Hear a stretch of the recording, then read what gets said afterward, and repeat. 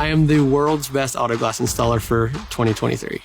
The competition is nerve-wracking. Procedurally, I'm there. There's just a couple hiccups in the past that prevented me from winning. The Sika reps made sure that every need I had was met. That kind of support means a lot to somebody who's in the throes of competition. I use SikaTac Ultimate because it has high viscosity, beautiful gunability, and it's just the best product on the market. Everything that I've ever wanted from a urethane manufacturer has been provided with Sika.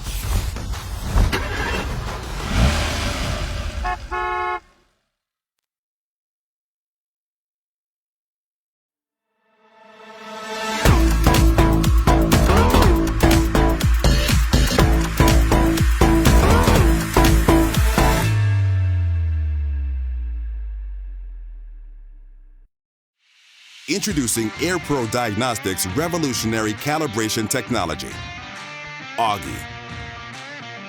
AirPro Diagnostics' latest innovation is a game changer in forward-facing camera ADAS calibrations. AUGI is a wireless compact device that allows you to calibrate vehicles anywhere. AirPro has created a theater-like environment to digitize and miniaturize static ADAS targets and present them to the forward-facing camera exactly as required by vehicle manufacturers. Find out how required calibrations can be simplified. Order your AUGI today.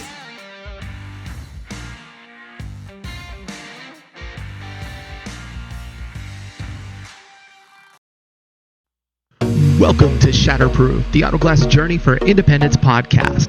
This week's episode is Glass Runs in the Blood, what it takes to run a multi-generational auto glass business, recorded live at Impex Auto Glass in Greensboro, North Carolina, with guest host Larry Diesbach. If you haven't already liked our podcast, click on the subscribe button below and also take a moment to like this episode. So anytime we update the content, you'll be the first to get access to all of this great media and industry information. With that, let's get into what's to be the most interesting episode to date with your host, Gary Hart, and guest host, Larry Diesbach.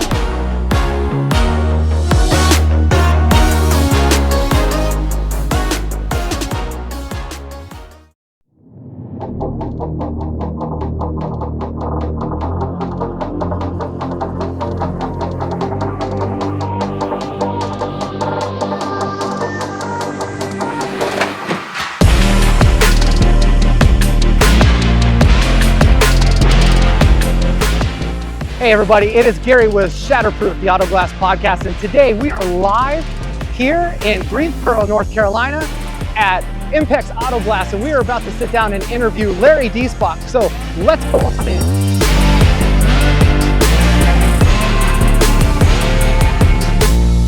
All right, hey everybody, it is Gary with Shatterproof, the Auto Glass Podcast, and today we are here with the infamous Larry Diesbach. I say infamous because either if you don't know Larry, you'll know him after this podcast. But if you already do know Larry, you'll still learn more about Larry after this podcast. That's right. So that's good. And from what I understand, Larry, before we kind of get into things, there could be a lynch mob after me. Oh, yeah. I mean, the last podcast I did, or it was a video podcast, they went after the guy. I mean, they threatened him. I mean, they left bad reviews on his business. They just, because, and he didn't, all he did was interview me. We were just BSing, and I don't understand. There's a lot of hate out there, and I think that you either, it's a fine line with me. You either love me or you hate me. There's no gray area, and I know we used to go back and forth a lot before I'd actually met you. Right. And I gave you a lot of hell, but I mean, that's just how I am. Well, yeah, but that back and forth was, I always considered it was fun. Yeah, it was fun. Yeah, it was never hateful. Yeah, I know. I remember, like, I think it was, was it Nashville or? It was Nashville. Yeah, we had rolled in, and I was sat down at a restaurant, and I guess you guys were behind me, and all of a sudden I hear Hart, and I'm like what? Who the hell is that? Like, we were like a dive restaurant. It was the bar from Fried Pickles or something. It was the bar or the restaurant from that Tom Cruise movie where he was a lawyer. And Mark Daniels and Rick Nelson and me were there, and I said, Rick's going on and on about the industry, and I said, where's Gary Hart? Gary Hart, I go, where is this sumbitch at? And you're like, hi Larry, and Rick Nelson goes, oh shit, because he's been there the whole time. Yeah, no, because that was actually an interesting auto glass week. They all are, but that one was just. I had a lot of fun with that one. Because I remember that night was the BB King Blues or something. It may not even been. Anyway, it was a Safe Light party, and somehow we ended up at a Safe Light party. Oh, that's interesting. Yeah, and but it was good because it was free. It was the House of Blues or something. Anyway, but it was weird because one of the independent shops, it was a husband and wife team, and somebody in Safe Light's upper management was hitting on the wife all night. Oh, that's great. Yeah, so you're just sitting there going, well, you do realize I'm the executive director of the Independent Glass Association, and I don't remember signing like a release of confidentiality. So just weird shit. But yeah, you mentioned, so we go back to the Arizona days, and so do you. I mean, your backyard was Arizona. Right? Oh yeah. We started in Fountain Hills in 1999. I got divorced and moved from Missouri to Arizona, and we started down there, and we grew slowly. We really took off after 9/11 for whatever reason. It's like the month after 9/11, everything tanked. And I thought, you know what, where is this business headed? Where's everything headed? And the next thing you know, we like tripled our business. And then I hired a person, hired another person. Then I decided, you know what, we're good at what we do. Let's open in Missouri. And we went to Missouri, opened there, hired 3 people there, and we eventually went to North Carolina. We were all over the darn place. You also started a website or something during that time, where you were, what was that? Like Fix My Windshield? Fix My Windshield. So here's the really bad. This is the people with good intentions that think things go wrong. So it was really bad. Does it? It was really bad timing because when we had started it, we had our coder, we had everything was set up. We knew what we wanted to do. But we were involved with some BS at the time with somebody that I won't talk about, and it brought negative attention to me. Anyway, Bud Oliver came to me and he said, Larry, you know what? Your problem is you haven't got enough shops. And it was him and, I can't think of that guy's name, that was there at the time. He's the one that somebody threatened him at a NAGS. You mean that was working for Mitchell? Yeah, he got... Jesse Herrera? No, it wasn't him. It was a really nice guy, but then he switched over to the body side. I can't think of his name. It must have been early on. No, it was... I thought they all hate... I mean, everybody hates anybody who works at NAGS. Well, I always got along... Bud's likable, but... But yeah, so this wasn't... I think he's more likable post-Mitchell now. Right, we love him. I loved him before, but anyway, they came to me and they said, Larry... We got an idea, and we met at the show in Vegas, and we ironed it all out. We were going to bring Fix over to Mitchell's site, and what I was told and I was presented was that every shop that already existed within the eGlass Claims network, what would happen is if they went to get a shop and there wasn't a shop, there would have been a baseline price, whatever it was, and it would just go to the shops, and whoever got it first would get it. Okay, so that sounded good. So everything was going good, and then we had everything programmed.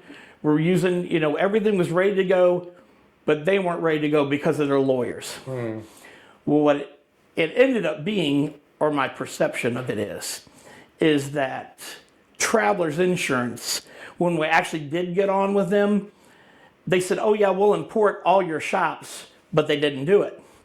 And they said, oh yeah, well, we can't just import these shops without them knowing. And I said, well, it's our handshake deal. No, well, lawyers won't let it happen. So at the time, there was like a 9-month period where I wasn't signing up shops. I was telling them sign up an e-glass claim, and then we would bring them over. But at the end of the day, my perception is that Travelers said, we don't want to be associated with this guy. Because we had a email thing. It said, come over, and it said, this is what your dispatch will look like to the customers. However, when we dispatched our first thing, I said, what the hell is this? Not affiliated with Travelers Insurance. I said, I didn't approve this shit. And Bud Oliver says, well, they can do whatever they want. And I said, no, this is my shit. I don't want their name on it. I said, okay, Their goddamn dispatches, I want to say, not associated with fix my windshield. Well, we can't do that. You can't tell them what to do. I'm like, we had a deal. Well, lawyers. It just. Well, and that was Mitchell's failed attempt at being a virtual TPA. Right. There was only travelers on that platform, and then Fireman's Fund. Fireman's Fund, yeah. And that's how I found them originally. I was in Missouri, and somebody's like, "Yeah, I'm on Fireman's Fund." I'm like, what the hell is this? Right. And I was like, "Wow." I go, "This, this is not bad rates," and they paid really quick. That was one of the I really liked. Yeah, but that whole platform became their Mitchell online platform for glass shops. So it replaced GlassMate that was Ancient. Windows DOS based, and I had tried that before. I hated it. And they were like, well, we already have a web product here. It's our claims platform. Right. Let's just convert it. We'll polish this turd and put it online, and we control NAGS, so it still doesn't matter. And by that time, Bud had nobody had any say in that on the NAGS side because they were just NAGS guys, and the GlassMate guys, I don't know. And I also don't know, there was like a weird 4-year period when Tony Aquila, that came from Insera that Mitchell had acquired, was the acting president or was in line to be CEO, but when he found out that he couldn't become CEO, he took his toys and created Solera, bought Lynx and went down that road. Right. So of course, you had 2 insurance companies. That's all Mitchell was ever going to have. Yep. It was a dying platform. Yeah, it was. And like I said, it really bothered me, like I said, that they went back on what they said they were going to do. And, they said, hey, when this rolls out, this is how it was told to me, when it rolls out, when people log in to their account, boom, you have another provider available that you could select. Like when I had Fireman's Fund or whatever it was, and then Travelers come up and a little pop-up, hey, this has changed. They said, we're going to do all this. And it's, what the hell happened? Well, lawyers said we can't do it. No, and then so you see that today. I'm sure a lot of your customers will go to they think they're going to their insurance company portal. Right. They end up on SafeLight. And your name may or may not come up depending on how they're inputting it or looking it up. So still after, 20 years now into somebody perfecting an online system, and even SafeLight can't manage it. Whatever. Yeah, well, I think sometimes it's the people using the system, Well, yeah. I mean, it's hard to find people to start with. And, people in a call center always not necessarily are going to be, if you're paying somebody $15 an hour to sit there, it's not the same quality as somebody making $30 an hour. The quality, just the people available in this industry to do anything, any customer service. For a while, too, from what I understand, I could be wrong, somebody will correct me, but your phone number is the only thing that identified your shop when you called into SGC. That is correct. So there's a lot of times, though, that some shops, their phone number was not married correctly. Yes. Or it was being identified in a different market, which meant different rates, which meant all kinds of shenanigans happened behind the scenes. So it's sad because here, seriously, it's 2024, and look at our industry uses this much technology. I know. And we got all this technology that's out there. It still killed me. Seeing yesterday, and this is something that's bugged me about Auto Glass University, and most of them is they still have a paper inspection form. Yeah, I've never understood that. Like at these auto glass competitions, it's all paper. Who the hell uses paper these days? We take pictures in the point of sale and upload it and tag them or whatever. And I don't get the manual paper. Plus it slows everything down. And you can write down any damn thing you want. But if you got a picture of it, a picture's worth 1,000 words. Oh, absolutely. Yeah. But that still doesn't even matter. You can have a picture and people still won't believe you. Well, and it's, so you can have eDirect, Omega, Glass Filler, but if you got a lazy tech or you're just an owner operator and you don't see the need to do any of that, you don't do it. And so here the rest of the industry striving to take pictures, because it's a cover your ass deal. We were just talking about the bullet ridden car yesterday. Oh, yeah. I was there, and it's kind of funny because they were joking why do I need to mark it down? It's obvious we didn't shoot the car. I'm like, oh, no, you don't understand. You got to mark everything down because the owner will come back and go, I brought my car in, it didn't have bullet holes. They just didn't like me, so they shot it up in the back, and and then you don't know the crap people pull. Let me tell you something about SafeLight real quick. You'll love this. So I had reacquired one of my old domains, And I would just happen to have email there, and it was an email from Safelite, and I thought, how could my profile still be active? And whatever my, like, your little SGC number is, I logged in, was able to reset the damn thing. It was somebody else's shop. Wow. Now, they let me reset the damn password, and I called them, it's like, oops, we must have reassigned your shop number. But yeah, like, we don't do much insurance, but our shop number is, and getting something changed with them is impossible. Oh, yeah, no, yeah. So when people go, they can't find you on Safelite, stop. Did you call them direct? Yes, I did. Okay. Yeah. So you have to have this specific number. No other numbers, no other addresses. This is the address. This is the phone number. I don't like to do Safelite work, but if we're going to, this is the process. You give them this number and this address, which you can't change anything with them. But no, and everybody says, where do you call? You have to email. Your Yep. emails, they go into a void. And then when they finally do respond, it's a response that a check just shows up, the check's incorrect, or the check has some other shop's name on it. Yeah. And that's a mess. And the thing is, though, everybody bitches about it, nobody reports it. So I can't tell people enough. Go to the IGA website and just click on the button and report it. Report steering. There's a place on there. Just do it. You know, back before pre-COVID, I've known, I'm sure the guy's gone. At least he doesn't answer the phone or return my calls, which that's a big shock. Dave McFadden, I've known him forever from when I was at Safelite. I think he's gone. And we always called him the Hitler mustache guy. you very distinguished little mustache there, but very nice guy. And, you know, I've had situations where one of my father's friends wanted a job. He's going to go through Safelite. I said, okay. Here's exactly the process you follow. And then it's like, well, where the hell's the claim? The guy goes, oh, yeah, they told me I had to use Safelite, approve this, that. I said, so I called Dave, and I said, I want to hear this phone call. This is bullshit. And I'm going to tell you right now, I heard the phone call, and the guy never mentioned me, ever, never mentioned me. Didn't say shit. Hey, this is blah, blah, blah, Safelite. You got a shop? Yeah, whoever. Yeah. And I went to all this trouble to harass them to get the phone call.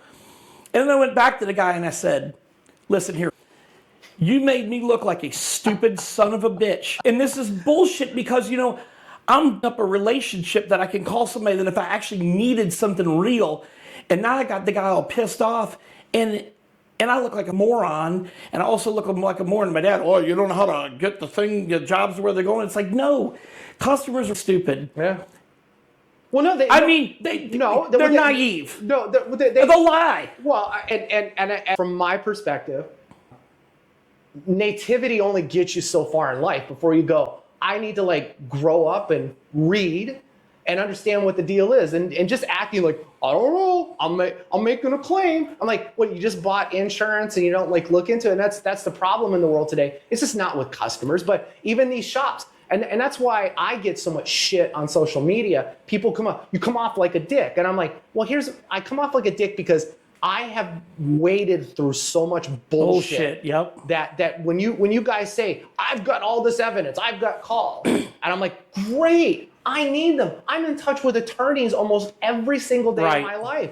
I beg, I'm on my knees praying to invisible baby Jesus in the sky, Korean Jesus, whoever. And I'm like, I need you to give it to me. And they're like, well, I just know what's happening. I'm like, wait. They don't have it. Right. We just went from you saying it to now, well, you just know. So it's your belief. Right. And so you wonder why I'm a dick about asking and berating the shit out of you is don't pop up, pretend to be a hero, and then go, well, you should have it, or it's not going to do anything, because we've had this repository since Deb Levy started Don't Get Steered. Yeah. So I think we're going on 16, 17 years of this program. We've had a place for you to report it. And let's think about when I say customers are stupid, I want to clarify that, because somebody go, oh, look, Larry said customers are stupid. No. No, we know that. What I mean is customers will lie to you. My dad's friend lied to me. Other people lie to me. So if you want to not get steered, if you don't want to think that okay, you already have a negative opinion of Safelite, right? Like let's say people that hate Trump. They already have a negative opinion of them. If somebody said that they did something, they already have it in their head. Well, yeah, so judgment bias. if you want to make sure that your customer is not full of shit, you control the scenario. You do a 3-way call. But Larry, I don't have time to do a 3-way call. Well, then you don't need the business. So, back in, but you got time to bitch on Facebook and cry. Social media crying, yeah. Back in 2005, I recorded all my inbound and outbound phone calls, every phone call, and the reason I did it was people will lie. Well, I was told y'all gonna be here at 8 o'clock in the morning and I'm gonna get up. Sir, that's not what we told you. Yes, it is. Hold on one second, sir. Hey, this is Steve. I'll come on anytime you want. How the hell did you get my voice? Dude, that's your phone call. I just pulled it up in my database, dude. Oh, you don't have the right to record me. Sir, you just said I'd be there at 8 o'clock in the morning. That's not what I told you. We said we'd call you between 8 and 9 with an ETA, and you clearly told us you don't give a when we show up. It's your exact words. I just played it to you. Well, I'm still mad as hell. Yeah. But it's, or you go do a chip repair. I always tell people, chip repair is like snowflakes. There's no two alike. It could always break out. We're not responsible if it breaks out. It's not our goal to break it out. We're not going to bring a windshield just in case because we don't have problems like this. And we're not going to buy you a windshield. If it breaks, it's already broken. Yeah. And people, then even lose their shit. I went an extra step and I'd make them sign something before I worked in their car. When we used to do a shitload of chip repairs, Missouri people, these super high deductibles. And it was always bullshit. And people would argue that you never said it, that they didn't sign the piece of paper, they didn't know what they were reading. You make it 16-point bold and the stomach still signs it and then says, what? No, that's not what I was told. Yeah. And now the thing that's changed is customers will come at you because of your price. So they'll just call you for a quote, you quote, and then all of a sudden your price is too high. They'll sit there and want to argue. Well, the next guy down the street's cheaper. Like, I don't know what is that getting at? I don't know. You're going to go, oh, he is? Okay, I'll match you. You'd be like, well, okay, go to them. Here's what we do. But I don't, it's just weird. The customers' dynamics have shifted. I think if you have to talk to people, it's worse nowadays because nobody wants to talk. That's right. People rather go online. Online, yeah. And then that opens up a different can of worms. So thinking about that call recording, I guess if you look on Facebook, our tech group, the amount of people that are asking for NAGS parts constantly shows me that noticed. These people do not have software. If you don't have software, you probably do not have the ability to record a phone call. No, they don't. They don't get it. I know that I wasn't at the NAGS when Bud said, oh, everything's going to be real time and all this shit. Remember they had the special session and then Bud was gone and then they walked all that shit back. But you know what? If we'd have went to something like that, that would have been so good for software companies because the NAGS updates are bullshit. They're never right. They publish something wrong. Like they said once, well, we published this wrong. Oops. Oh, we made it up for you the next update. No, you didn't, because I'm not doing that same job. It doesn't matter. You never made it up to me. Well, and so Dave Leach's interview, he brought up a good point that most of the industry has gone to supplier cost plus. And I fundamentally have an issue with that because in my opinion, that you look at NAGS pricing. So if you just take like one of your common parts and say, we're doing cost plus 30%. And you look at that price and let's just say it's $125. Mm-hmm. But you look at NAGS minus 50% and it's $4.25. Which is the better model for you to go with? Exactly. And sadly, a lot of shops aren't looking at that, and that's why I even if NAGS went real time, it's their editorial that needs to catch up. Oh, you're damn right. Like Chrysler Voyager, it's not in there. It's not in there again. So, like, with the point of sale I use, it's not mapped. I'm sure with yours, it's not mapped either. Maybe on your GlassPartMatch, you can map it on the backside. And that's what people don't understand. This is all software companies.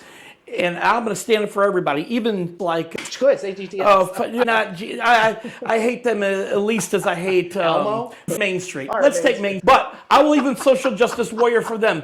Hey, Mark, how you doing? Those have the same data that you have, the same data that Omega has. So when people go on Facebook and go, oh, it's not in Omega. Hey, it's not in Gary's either. It's NAGS data. Yeah, And you see, they don't understand that you're bound to what they tell you to do. Yep. And I know this from Fix My Windshield. You're not supposed to show a partner. I mean, there's all kinds of crazy background shit, pages of shit you got to dig through. Yeah. The NAGS cluster. You will not do this. You will not do that. You're like a little kid that can't go ride his bike in a goddamn yard because you can't go on the perimeters of what they want. And the other thing is, so what's interesting, you just posted out. Don't you have an account with PGW? Isn't that what, like something like that? What it was is the guy had an OEM part. The guy has an OEM part. Oh, I got an OEM part number here. I can't figure it out. And I said, if you have a Pilkington account, you could dump it in there. Right. Pilkington, whatever they do, they subscribe to some other shit that has OEM database, I'm assuming. So you can dump it in there and then convert it to NAGS. Now, that's NAGS is right, which we all know they don't know what they're doing. No. I mean, they're clueless. Well, and that's great. Yeah, I mean, and all day long. And you know, so you mentioned GlassPartMatch. Is that GlassPartMatch is way different. And the aspect is it's aggregated after the fact data. So it's just like when you give a customer an invoice, printed or PDF, that has the information on it, there's no more trademark or license to be had. Right. Because what? Customer's going to have to pay a NAGS fee. Like, Gary, don't give these motherfuckers any ideas. No, I went down this. This road with Jesse Herrera when he was there a long time. I think I did not like that. That guy's a little weasel. Well, hey Jesse, how are you doing? Fuck him. And you know, I even challenged that out. And you know, the new guy there, Jack Rosen, who's head of auto physical damage for Mitchell. You know, he's like, he sides with that as well because it's true. Once it's on something printed, you know, but we aggregate all this information. Just so think about it, that all of the invoices that go through the networks and the systems and that people punch into GlassPartMatch all day long, we tidy that up and make it presentable. So when people are like, those aren't the labor hours, I'm like, they're going to be the labor hours because A, we've either vetted it because Safeway approved it, Lynx approved it, or an insurance company approved it, or more than X number of shops have put that on an invoice and charged for it. Right. And see, for me, that's something I wouldn't see because my business doesn't comprise of shit of insurance. It's like, which is funny because people always think they know everything about you, but they don't know shit. They just want to run their mouth. Like the guy at DuPont says in a post, I said something about Seek Ultimate.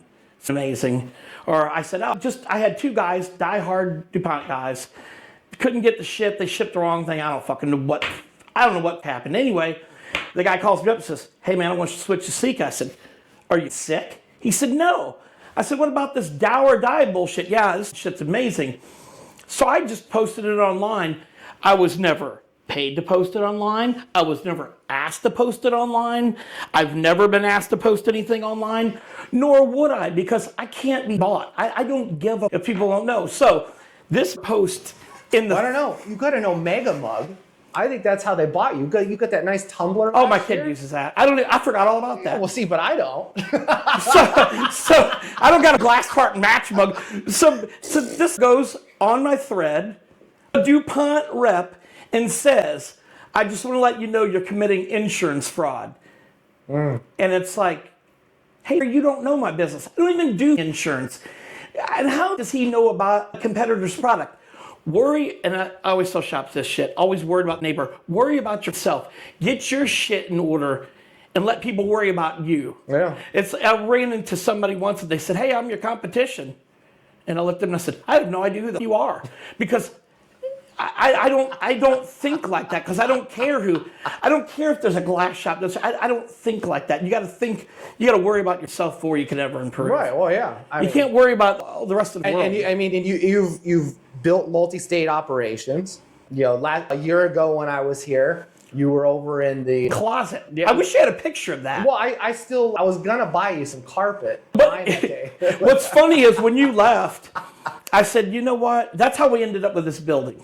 So I said, you know what? I said, I'm tired of this place. And brake dust everywhere. I mean, when I say I started the business out of a closet, it was more like a dungeon.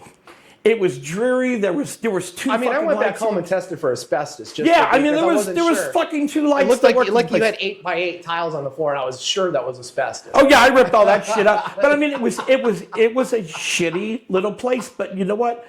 I started by myself. I was with an MSO body shops, and I ran their glass shop. And one day they pushed me over the edge, and I took all the shit out of my van. I came back, locked the door, and I thought, well, how am I going to get the keys back? Threw the motherfucker on the roof and sent an email to go at 8 o'clock in the morning. I'm done. And then I came to work here, and I've been, and for almost 1 year while we built the business, I did nothing but in-house work. But I mean, I worked my ass off every single day to get to where I'm at. And I mean, I drove. Sometimes my guys go, oh, I drove 200 miles a day. Man, there was days I drove 500 miles and did 9 or 10 jobs, and it killed me. But you know what?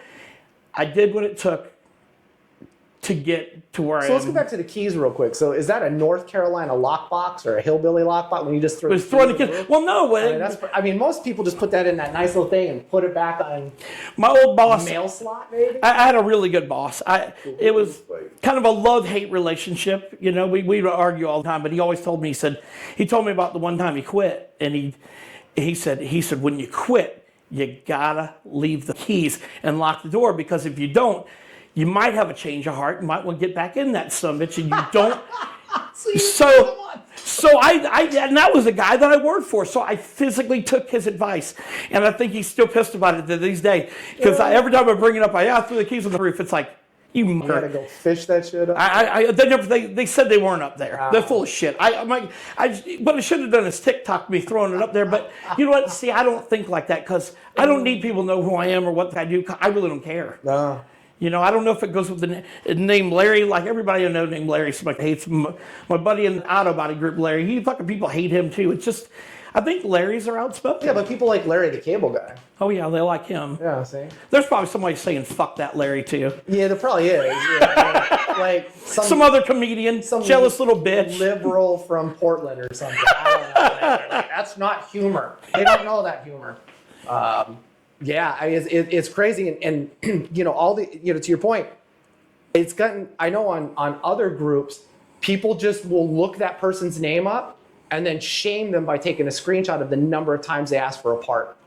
Oh wow! You just run this VIN for me really quick. So then I was like, you know what, game on. I'm gonna start doing it. I'll still advertise GlassPartMatch, but a little shame, and I want to start something where I'm like ringing the shame bell, going shame, and then going. And then yesterday, I think it was, Jamie Percival, who's been on a previous podcast, she just said, hey, look, go get GlassPartMatch. Right, exactly. Oh, this is the way we're going to treat one another now. And somebody just asked, I've been here for 44 years or some bullshit like this. And I'm like, I just posted the picture of Cartman, respect my authority. And took a screenshot of how many times that guy, you know, and it's like, okay, once, but if you have time to fire up Facebook, go on, get the VIN, paste it in, do all that shit, you could have already had a part match anywhere else. Or how about this? Anywhere else. How about this? I need the NAGS hours for a DW1341. I'm not at my computer right now. Okay, if you're not at your computer, what do you need the NAGS hours for? Because you're billing it. You are at your computer. Because it doesn't matter. Because I like to know NAGS numbers. You know, I mean, early in the morning, I'm going to the bathroom, that nice morning deal, and the first thing that comes to my mind is, I need to know what that NAGS number is. Yeah, I need the hours. I mean, what's the list? Because if I'm not making enough money later today. I bet if you ask that customer, hey, you know what?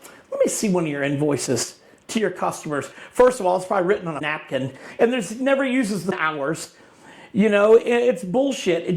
Your phone, You're not billing something. How are you billing it? You know, you don't have to have it right at I need it right now. No, you don't. Well, I think a lot of guys, and it's endemic of the industry, they're owner, operator, technician. Somebody had just called them, hey, I'll get right back to you with a price. They go into panic mode. Where do you go? go to social media. Yep. And to your point, you got to have software. Doesn't matter Any what it software. is, just get it. Even if it's at Main Street. And shame on you if you're leaning in and using SafeLight's website as your billing platform. Right. Because that means they just know everything you're doing. Yep. And you're probably the same person who's complaining that About SafeLight. Yeah. But meanwhile, there are products out there from free to paid that don't have anything to do with SafeLight. So just go get software. Look at when Service Auto Glass shut down. I never had a clue how many people use that as a point of sale. Yeah, right. Yeah. I mean, Jesus Christ. Yeah. The people were like losing their mind. Like, where am I going to look up parts? I don't know, mother. Buy software. SafeLight. Oh, where were you looking that up? Service Auto Glass account. You just said you hate them. Mm-hmm. They were, and then, all the NAGS fees. As SafeLight, I get it. I would have never had that. I personally think, and I've said this a million times, instead of raising my goddamn delivery fee, migrant, or whoever, they always seem to be the one to blame it. And I like migrant, but don't tell me you're raising my delivery fees because the cost of glass went up, the cost of transportations went up, blah, blah, blah, blah, blah, blah, blah, blah. Wait a second, cost of labors went up. You're still pulling the glass for the people at the damn will call. You're still looking at parts for people. Stop it. Stop looking at parts for people. You want to be able to call in and access our CSR? It's $50 a month.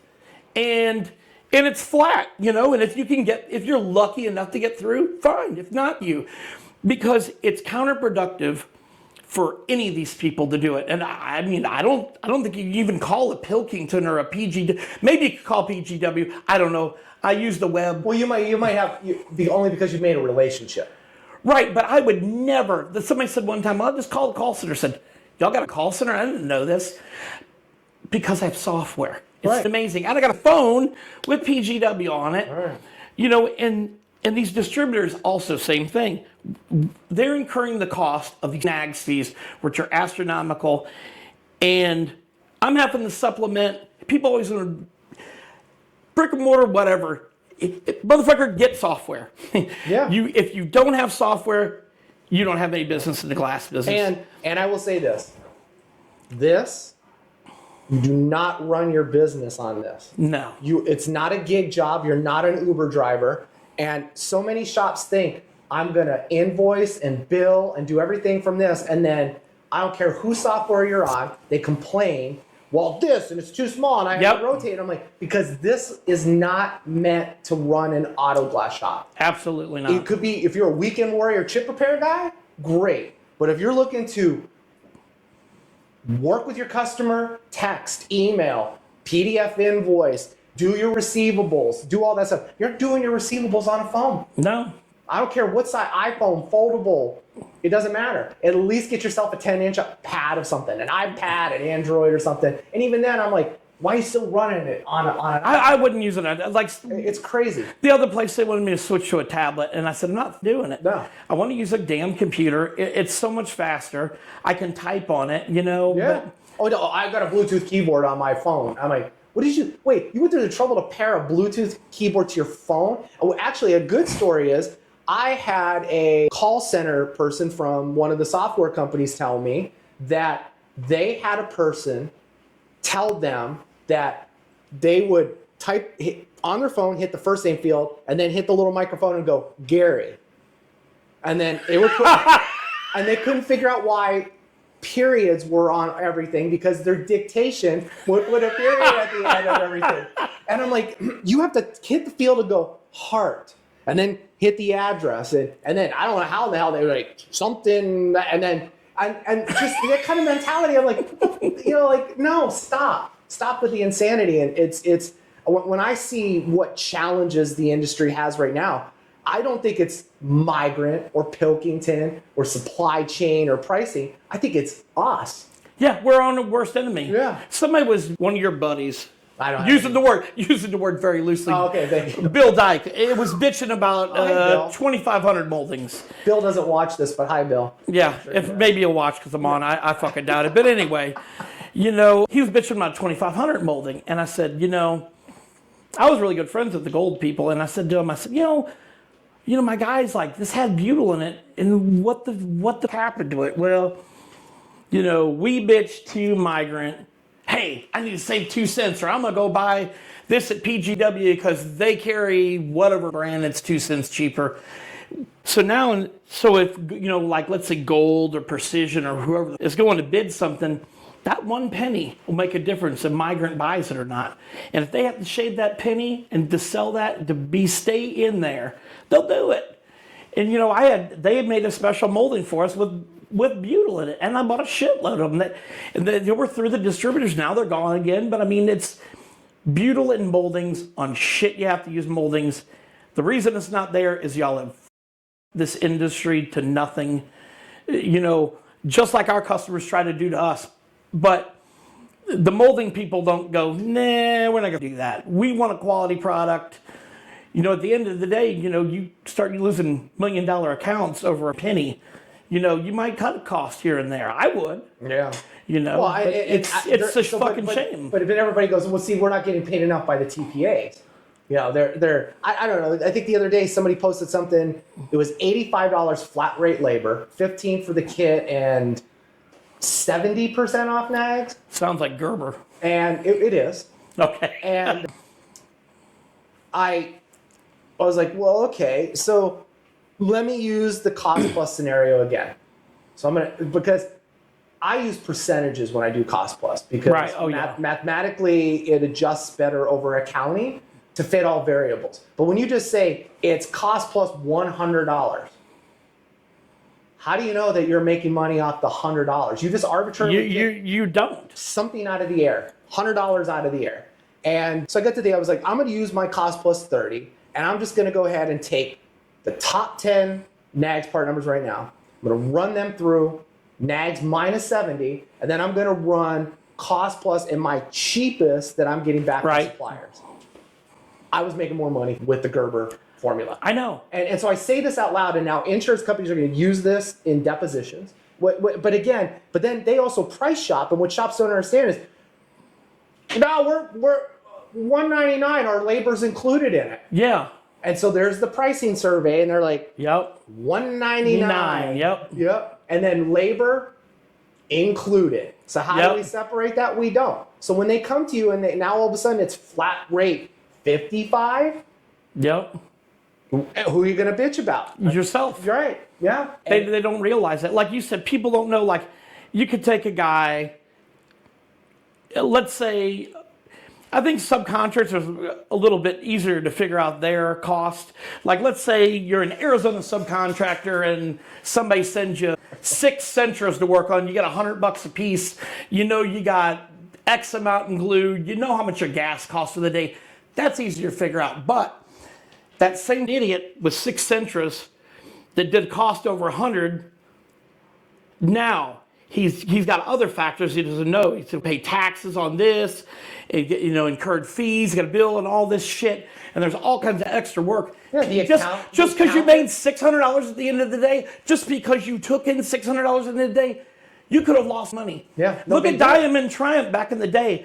I think they published something in Glass, what Deb's thing back in the day, and it was like they had buku loads of sales and they made like $1 million, and it's like, what? It's like you did $12 million in sales, you only made $1 million? Jesus Christ. Yeah. One little thing, and then you're bankrupt. No, yeah. I mean, like Dave said in his thing. They already are. Yeah, I mean, but you could do it and make it up over volume, but like I said, one little thing happens. Well, and there was a shop in Las Vegas. So imagine your shop's here, and across the street is a Glass America. Right. So you get your competitor right across the Literally street. right across the street. Across the street. So we're sitting in there talking with the owner of the shop, and I'm like, what's your labor rate? Man, 45. I'm like, 45 an hour? In Vegas? I'm like, are you crazy? He's like, oh, well, you know, Glass America and Safelite. And I'm like, they're not 45. No way. And he's like, oh yeah, no, we got to be competitive. And I'm like, here's what I'm going to bet you. You raise your rate to $80 an hour. You're not even going to make more money, but you're not going to lose any money. And you're going to have less exposure. No. I'm like, okay, here, what's the worst that can happen if you raised it to 60? And in 30 days, if it's not working, claw it back. 30 days, that's all I'm Yep. asking. So 30 days later, we check in with him. And sure enough, he had less customers, but more profitability. And he was actually getting better accounts that paid upfront on time. Yep. And then he went ahead and raised it to 80. He ended up at 95 wow. at the beginning of this year. And noticeably, people said, yeah, I called, it looks like you have somebody across the street, and I didn't understand why their rates were lower than yours. You must be doing something better.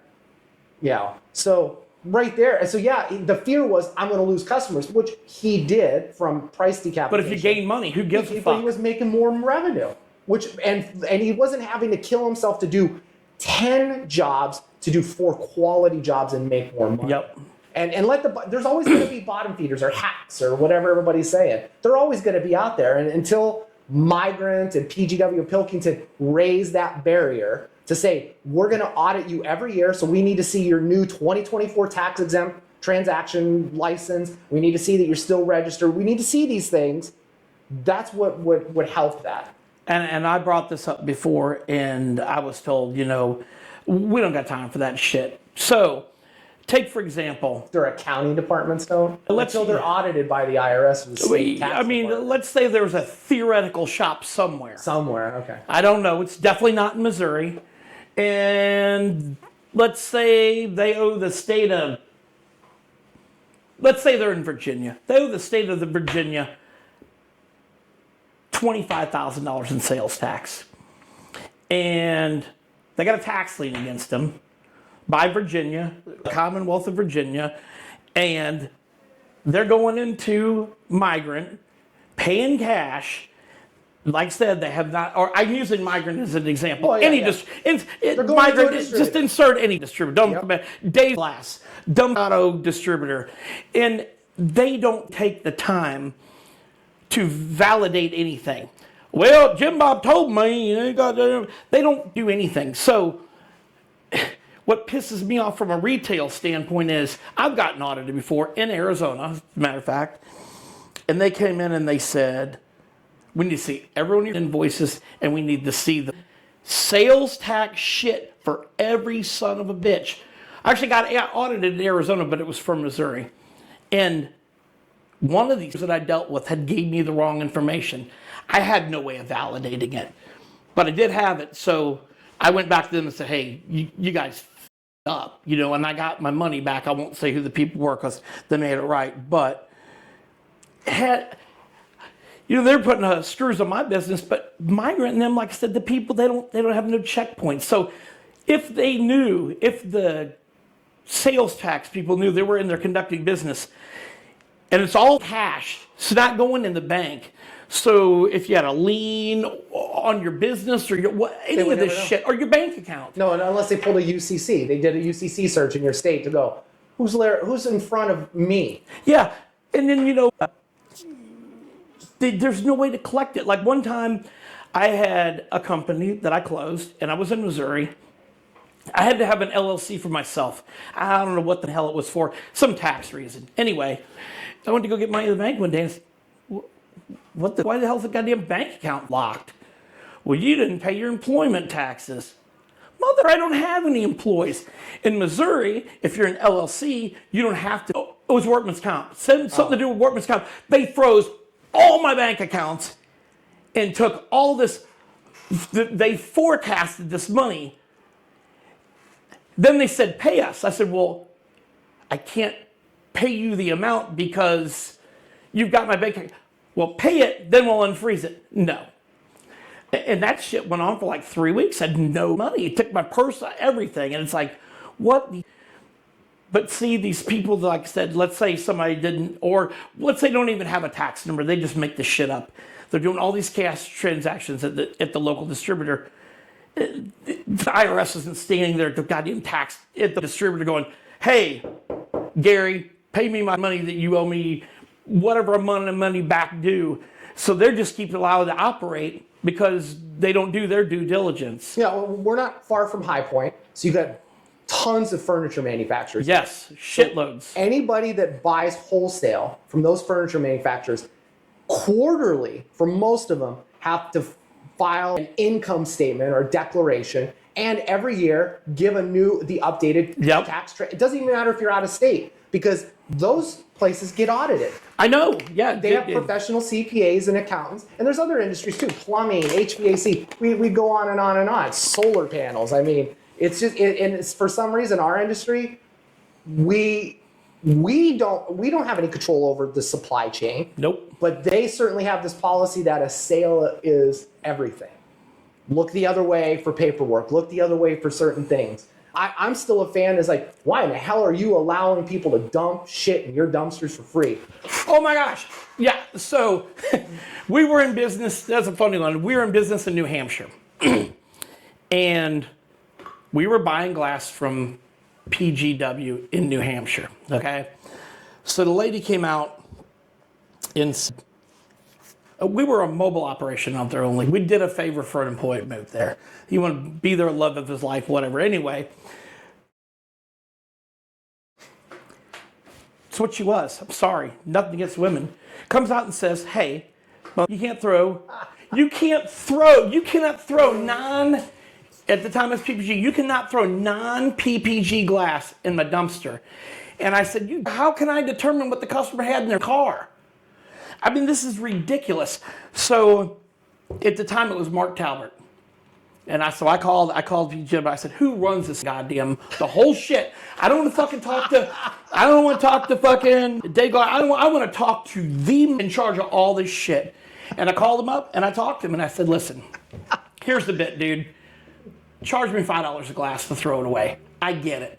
But the fact that you telling me it's not, he's like, Larry, that's ridiculous. We're never going to do that. I said, my lawyer always told me, never say never and never say always. You don't never not do something, and you don't always do something, because you can, that's how you fucking make yourself, you get contempt or whatever, Yeah. So he said ridiculous. Well, they made the lady apologize to me, and she got all pissed off and quit, whatever. But I said the migrant, because I down here and I'm seeing all these people. I have a roll-off dumpster. The son of a bitch is $500 every time I need to get it emptied. So one day I was up at the damn gas station. I seen this gigantic, barbaric looking thing. I was like, what is that? Smash or trash or something? I'm like, holy, what the hell am I not doing this? I posted on Facebook, and one of the guys at PGW goes, oh, we use them. Here's the number of the guy. If I get out here in 15 minutes, they can pack my trash. But, so I pay $100 instead of paying $500 to have it removed. But trash is expensive. Yeah. So and again, I'm using migrant as an example, and I hope it doesn't piss somebody off up there, but it is what it is, because right down the street, per example. I would be shocked if anybody from migrant actually pays attention. I had to, this last 1.0 downgrade, I had to dig through LinkedIn to get a legitimate contact to figure out who handled the API for them anymore.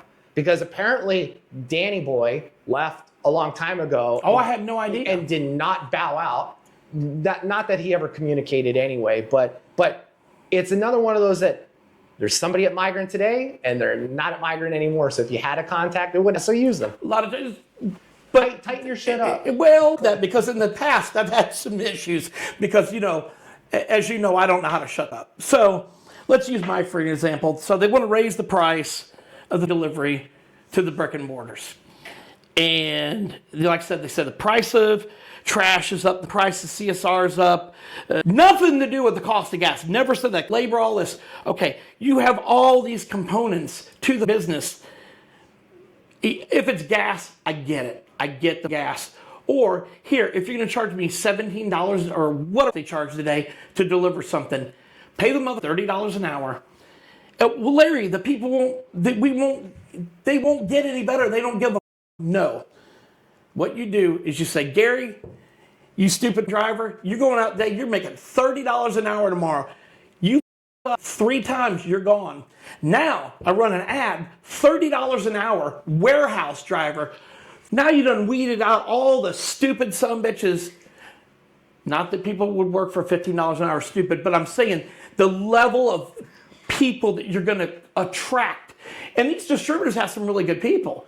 Well, but I'm just saying. Where is you getting? I thought like fast food was at least 20 now. Well, I don't know. I don't even know what a delivery driver makes, but I don't think that it's that much. They don't inspect the glass, so. All I know is Hey, I'm telling you, if any distributor does this, $30, you're saying you'll get better quality deliveries.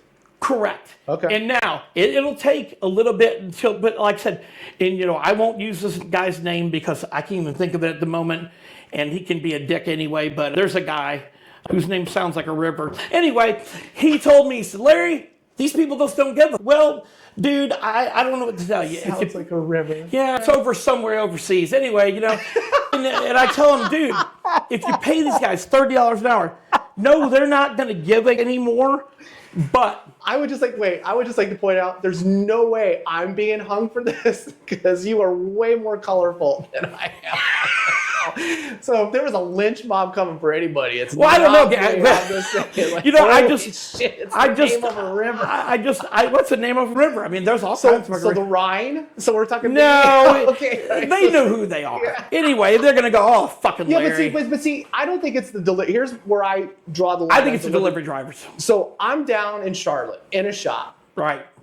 And one of the techs is inspecting the glass, and he's like, well, I'm not taking this. And the migrant delivery guy was like, look, man, I brought this up when it was loaded onto my truck, and my manager said, deliver the glass. If they don't notice it right away, they'll notice it, and you'll be bringing it back. That'll give us time to get the right stuff. He's like, I don't want to do that. And the manager's like, you want your job, you go do that. So here you've got, and I've heard that in a lot of markets, but I finally get to see it with my own eyes. Yeah. And then this guy just went off on the manager. Like this guy and that jackhole, and all I'm doing is loading bad glass and loading it back up. And I'm driving shit glass around Charlotte. That's what he said. All day long. And then he's like, and no, I get written up for it. Al tells me to deliver it. Right. So I think we're also at that point too, that you got drivers who care, but you got the management saying, you do it or get out. Well, yeah, but how much? Maybe that's 50, 30%. I think that. I mean, who's your delivery guy? Good guy? I'll tell you what. I got some of the best delivery drivers because they know me. They know pieces of glass coming in and put up any bullshit. Yeah, you'll kneecap them though. You'll go. I will mother them like on the ground, and to the point where they just cry. I made a fucking Pilkington guy cry once, and then he said he was going to come and whoop my ass, and it was over returns. I was in Missouri, and I said, well, that's why you have security in the parking lot. I called the guy. I said, hey, I want to talk to blah blah blah, whatever his name was, and he said, fuck, I'm gonna come whoop your ass talking to me like that. I said, I'll tell you what, when you come up here, he's like, yeah. I said, you better bring a goddamn delivery truck, because when you're done whipping my ass, you're taking every one of these goddamn returns. And I called the big boss, and it was Matt Menke. I don't even know if he's still in the business, and I think it was him that had to give this guy a ride home. They got pissed, but I mean, it was the same bullshit over and over. You put in returns, they don't pick them up. Now I don't have that problem anymore. I don't have the problem. I love the migrant guys down here. They're really good guys. So, I mean, it's going to vary by area. Sure. PGW is my primary people. They're outstanding. Daniel, that runs the branch that delivers me, is outstanding. Well, because they're scared now. No. Yeah, you put the fear into them. No, we have a good relationship. You'll shit talk him on social media. No, I would never shit talk him. I would call him at 2 o'clock in the morning and shit talk him. You're right.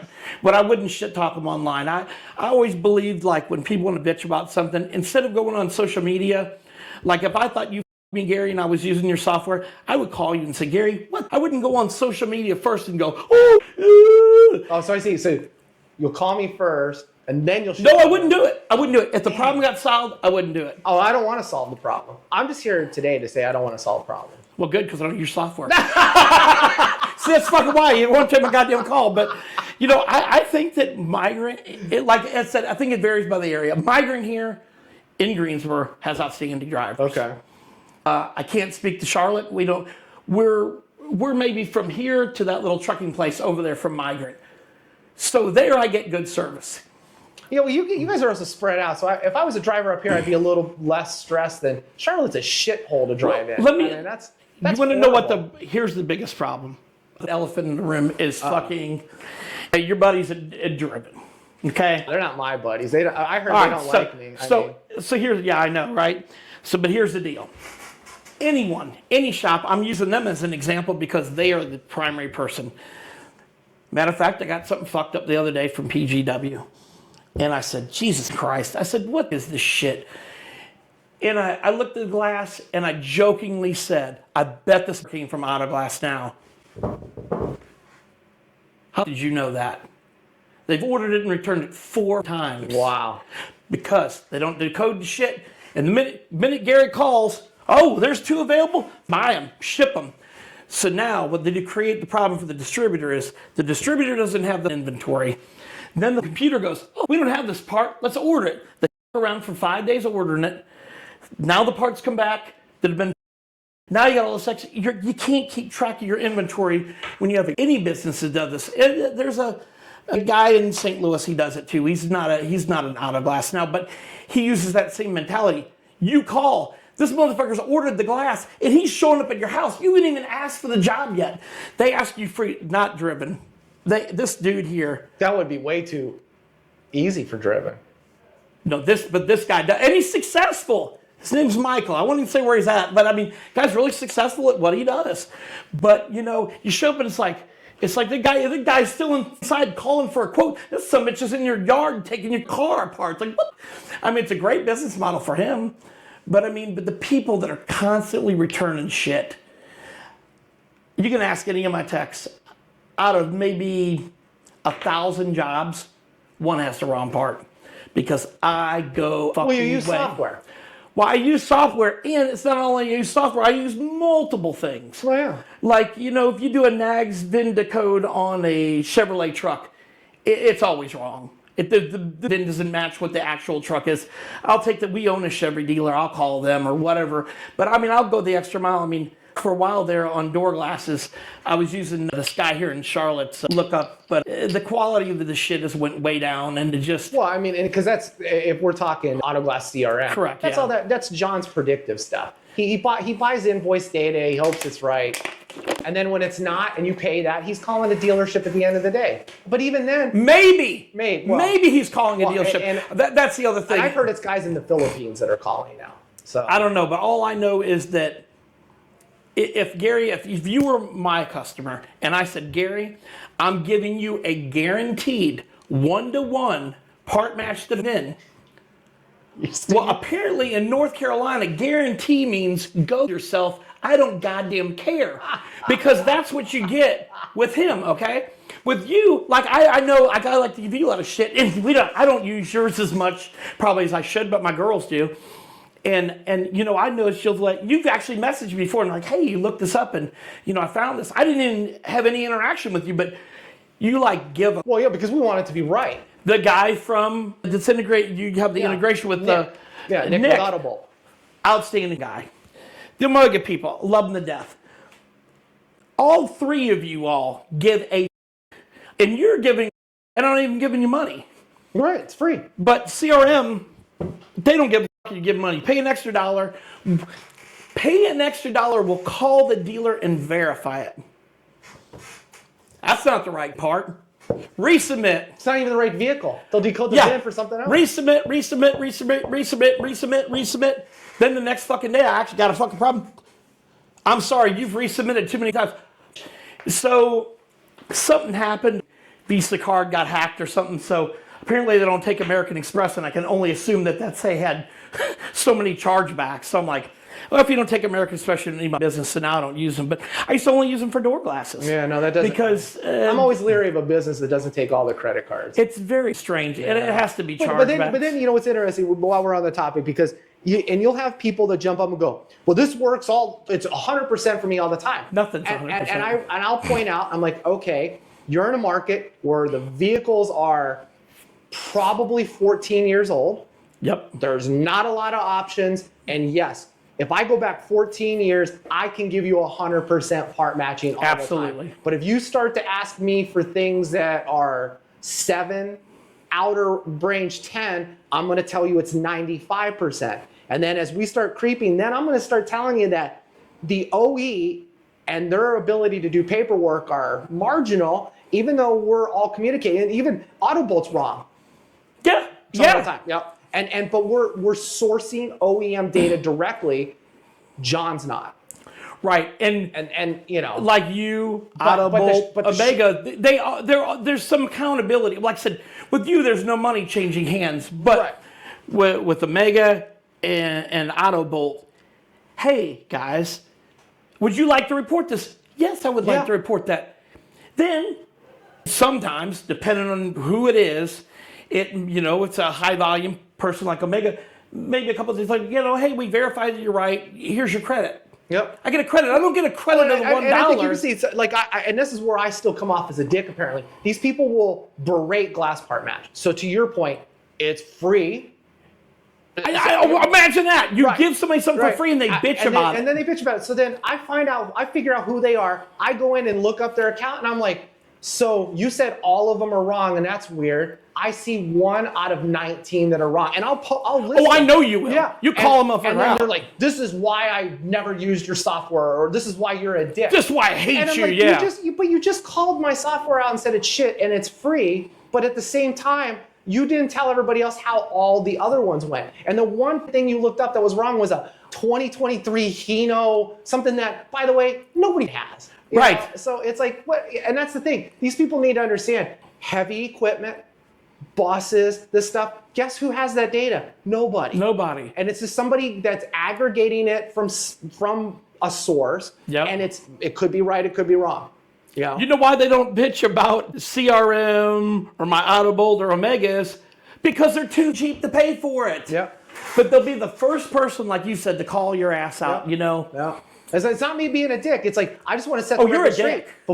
But you're right. But before you slander or call the software shit, be honest. Just be honest and say, and be angry that the one part you didn't vet, because we always tell you, we even have a feature in GlassPartMatch that allows you to send a text message to your customer to have them take a photo and send it back and you can see it.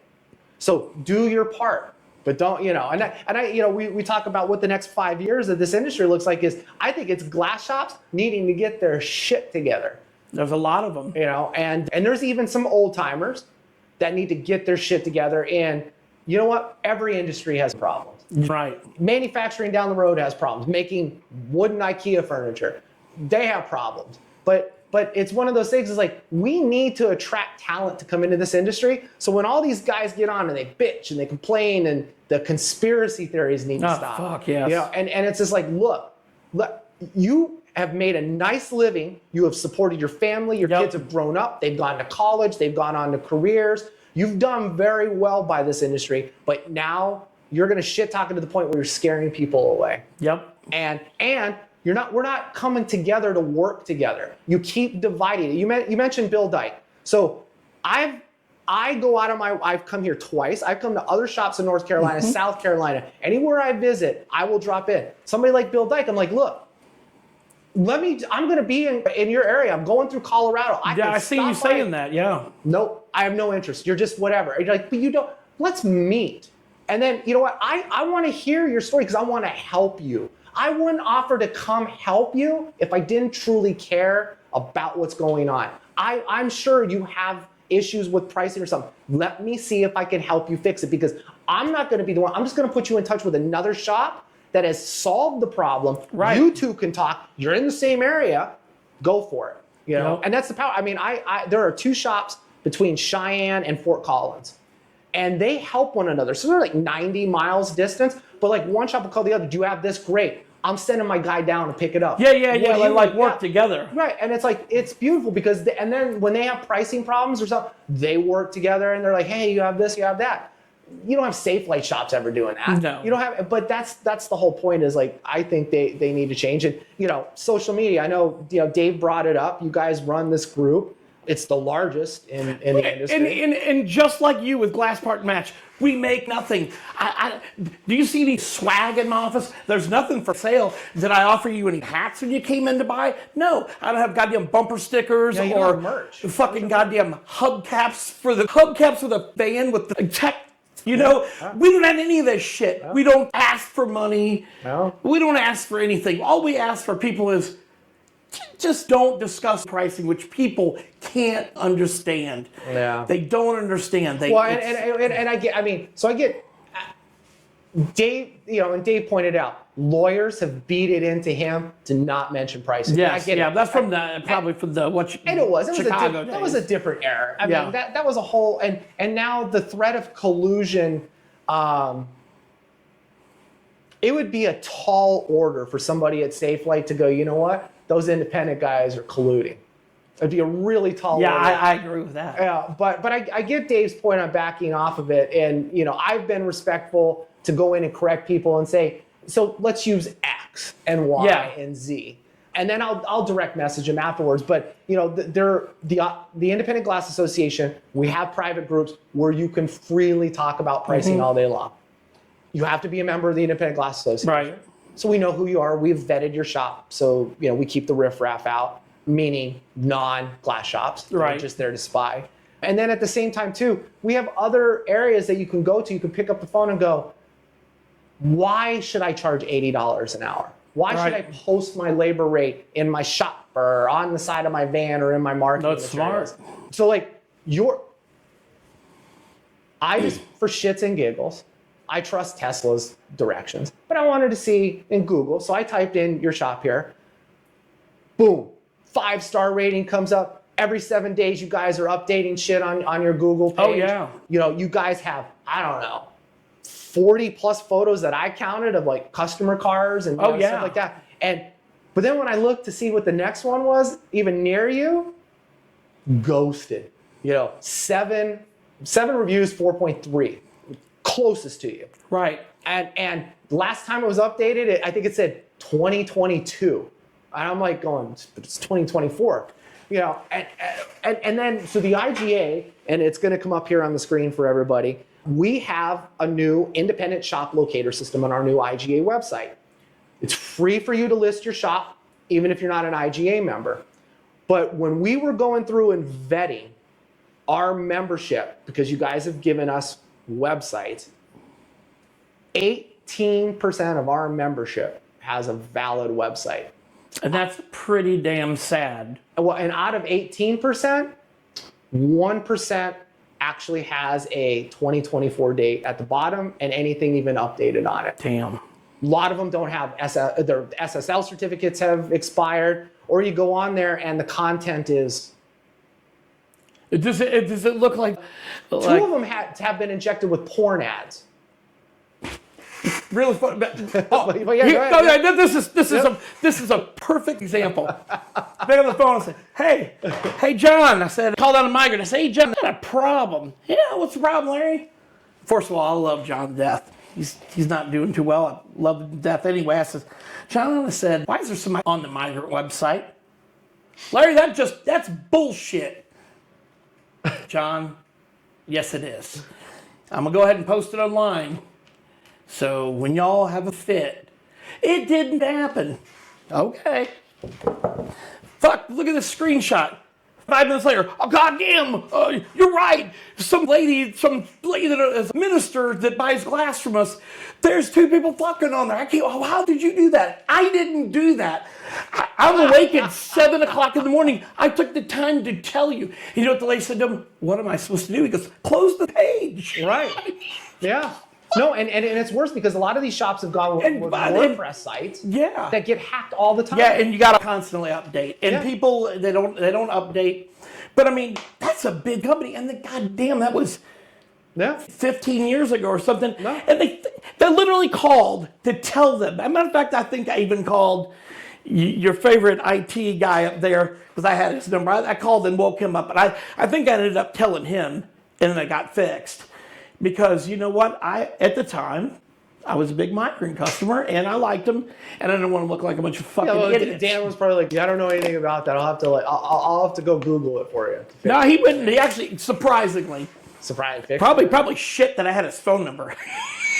I think a lot of people had his phone number, but that's just, he just didn't care. But yeah, it's sad because you have your website together, people know what to do, it's well formatted, you keep your content up to date, and that's, it's one of those things that many people have said, if you're not treating your business like a business, get out. I think the main thing that everybody should do is, if you haven't claimed your Google listing, claim it. make sure that nobody's hijacked the shit. Because, I mean, Oh, yeah. now the Google's got it a little more locked down, but I would highly suggest to everybody, go on Google, type your phone number in, and see what comes up. Because you don't know. You don't know what's out there. I mean, somebody could have a fake site. You don't know. You can set up. They do. Yeah, you can set up Google alerts for your phone number, for your name, and it'll email you when somebody talks about it, and you go, what is Gary talking about me? Or what's Deb posted that I don't, because back in the day, me and her used to go back and forth, and I like to know when something's said about me that gets indexed by Google. Yep. But in doing business across the state of North Carolina, the other thing is, it's not only make sure you claim your Google business. Hey, you know what? It might not hurt to Google Auto Glass from where you're at. Do it in private browser like you're looking at porn. Because that way it doesn't know all your cookies and shit. And see who is your competition. And I bet, I can tell you right down here in Greensboro, there used to be about 15 fake shops. There were all these people that would subcontract out using addresses as bars, hotels. Shit, one of them had the name of my old company that I owned the trademark to. I got that shut down. But I mean, every store that Safe Light's ever bought out, if you know the name of it and they're in your town, I would highly suggest, or Drim's bought, anybody's bought, if there's a brand that's been bought, you know what? It never hurts. So if I can see here, auto glass fitters. How is there 78 auto glass fitters? Because Driven clearly put a press release out, said that everything is, except for one place, Jack's or whatever, being marketed as this. Okay. And I said, fuck, I don't remember seeing an auto glass fitters in Winston-Salem. I drive up there, it's a UPS store. Yeah. Today, you cannot register a UPS store as a business. But if people don't say something, nothing will ever get done. Yeah. There's ways, you can report things. Don't go report your fucking competitor, that's bullshit. But if something's fake, you really should say something because it's out-of-date data. I just happened to be looking at something the other day, and I noticed that, let's see what the hell it's called. The windshield, whatever the hell it was down here, Windshield America. What was North Carolina? Anyway, they had a place. Thing's been a ski business for 4 years. This son of a bitch when Safe Light bought them, that's the first thing they did was get out of there. So he said, you know what? Duplicate of another business. This is a ski place. Yeah. It took me forever. That's how hard Google's made it now. When I took this building over, it used to be a car lot. I could not get this to approve me. I had a video of this. I had to get I had signs of the building. I'm like, bro, I'm really here. And still to this day, it's listed as a popular place here. It's not the main thing on Google. They really cranked it down. So I think that people, if you haven't claimed the shit, claim it. It's free. Yeah. Well, let me update it. Let me ask you this. You use Larry at what for your email address here? Impex Auto Sales, Larry.D. So why aren't you using Impex Auto Sales at gmail.com? Oh, I have that too. Tell him, so I'm sorry, I'm in the middle of a podcast and I'm going out and eating vegan. He might shit himself. Sorry about that. No. So what, the whole thing that bugs me is IGA members have xyzautoglass.com. And on their Google listing, on their website, and on their social media profile, it's xyzautoglass@gmail.com. And I can't think of a worse interruption of your branding when you don't use your domain name for your email. And that means you've got one email for how many employees to access, right, first of all. And why aren't you fully branding and what you're doing? And then the other point is they will have said, we're xyzautoglass.com. I'll go look it up and, well, it looks like you forgot to renew it 4 or 5 months ago. Yep. And now it's parked, owned by somebody else, and has porn ads on it or has ads for whatever. Yeah. Because they knew. Yep. And they've just capitalized and because it's still listed. And you've got to treat your business like it's a business. And if you don't, go get help. Absolutely. Outsource it. Yeah. Absolutely. But I think people a lot of times get, because you have a web guy. No. No, you don't. No, you you're don't? looking at All them. right. Well, but you didn't wrap your building yourself. No, but I had my rap people do it. But Right. I told them what I wanted. Right. So, but still, you didn't go, oh, I'll just go out there and we'll put some stuff up that I come up with, like from Kinko's or something. No. Right. But that's the mentality is you got to say, this isn't in my lane. I'm gonna hire somebody to do it. Right. And do But it. I would always caution people when hiring somebody for web. I see a lot of shops getting taken advantage. Just a lot of people in general getting taken advantage of. Yeah. I will say this in Yext is the biggest pile of shit. Don't ever get in bed with them, because what these will do is they'll make vanity numbers, and it's like a subscription, and you say, Yext, go yourself, and you know what they say? Delete. Now every listing is gone. Now you got to go rebuild all those listings. Well, and any of these things too, where the domain comes with a free website and they give you a builder, you're not a web designer. That's right. You're not Absolutely. an SEO expert, so don't, because most of those are WordPress. You don't stay on top of it. It gets hacked. Customers come to your website. They see porn. They see Lotto. They see whatever, but they don't see your brand. So I do use WordPress for my sites. I host in St. Louis with a guy that I've known forever at Hostarian, and it's great because the other night they emailed me in the middle of the night and said, Larry, are you in India? No. Well, somebody's tried to get in 48 times, and we noticed this morning you changed your password. We just want to make sure it was you. Oh, that was me because I couldn't remember the thing, but that wasn't me last night. But host with somebody that's going to have some common sense. Yeah. Like those people, they got to pull. I mean, because they're sitting at the operation. I mean, they it's a good service, but like you said, people, you're not a web designer. That's like, I'm not a graphics designer. I can't design shit. No. I can't draw a stick person. And I can't tell you how many shops list Facebook.com/XYZ Auto Glass. Well, you're making the assumption that now any of your customers that go to Google have a Facebook account. And good luck accessing the Facebook account from the map pack on Google. Yeah. And so get a real domain. Well, the nice Straighten that thing shit that Google Maps has just rolled out, and I don't know if it's across the country or just select markets, now you can have all your socials linked to your map pack, which is nice because there's another backlink for you. But you're right. What really blows my mind is how does, and Google's recently changed, and it's like, what the are you doing, Google?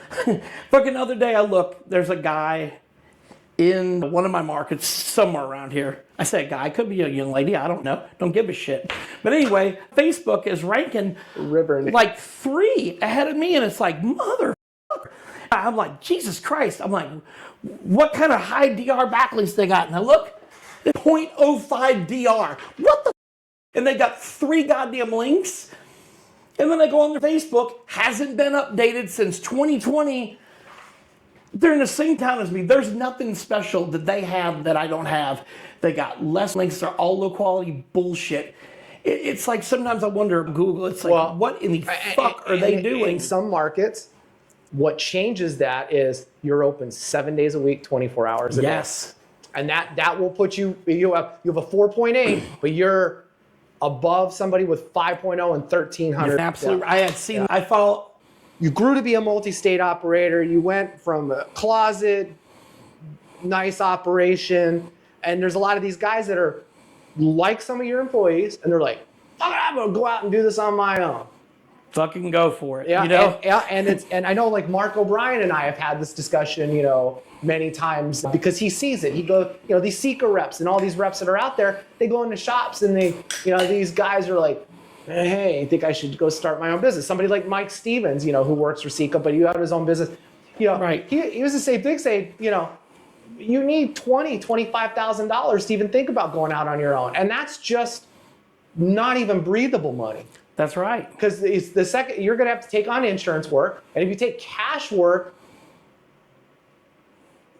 and you're not billing the right amount of money, you're not making money. No, and I can always say, if you're living paycheck to paycheck now, and you think that opening your own business is going to be the answer, it's not, because what a lot of people do, unfortunately, and thank God for some of these distributors that don't extend these crazy amounts, lines of credit like they used to.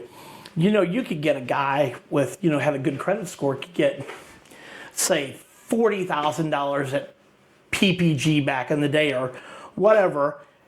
And then the salespeople would keep letting it fly that the bill wasn't paid because they're buying all this glass, they're getting paid, so they didn't give a.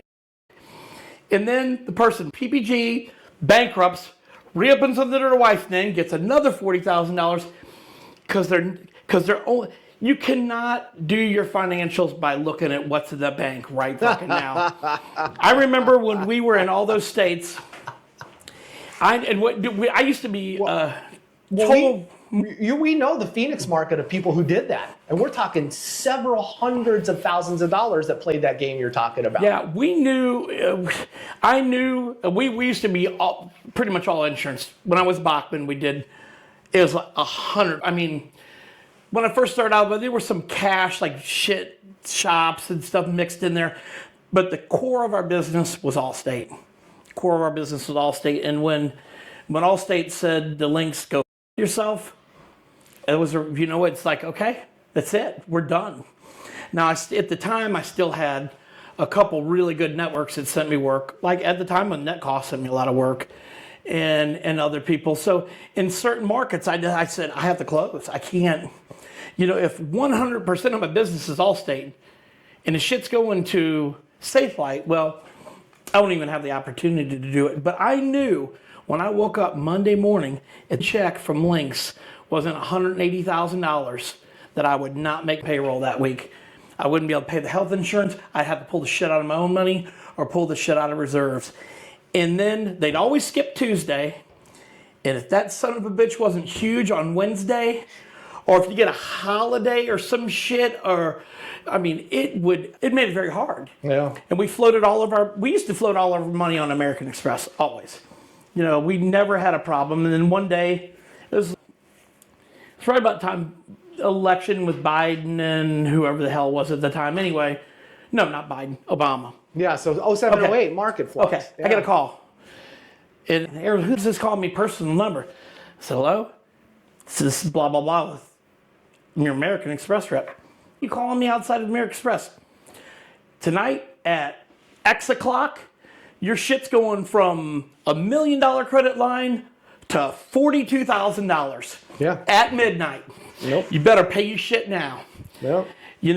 Because you got to you were using that, because if you paying it every month, it was like a no interest loan. But good luck going out and get a $400,000 loan like in today's market. Oh yeah. You couldn't do it. No. You couldn't fucking do it. And Amex did that across the board because they got pinched by Lehman and a bunch of other ones. Yeah, so everybody if you had platinum or above and you were using that pay as you go, they got scared quick. Even though your card could have said member since 1990. And we had been members forever. And they just got scared. And then I think it took them 7, 8 years before they were like, oh, we're going to play this game again. We're going to keep racking that.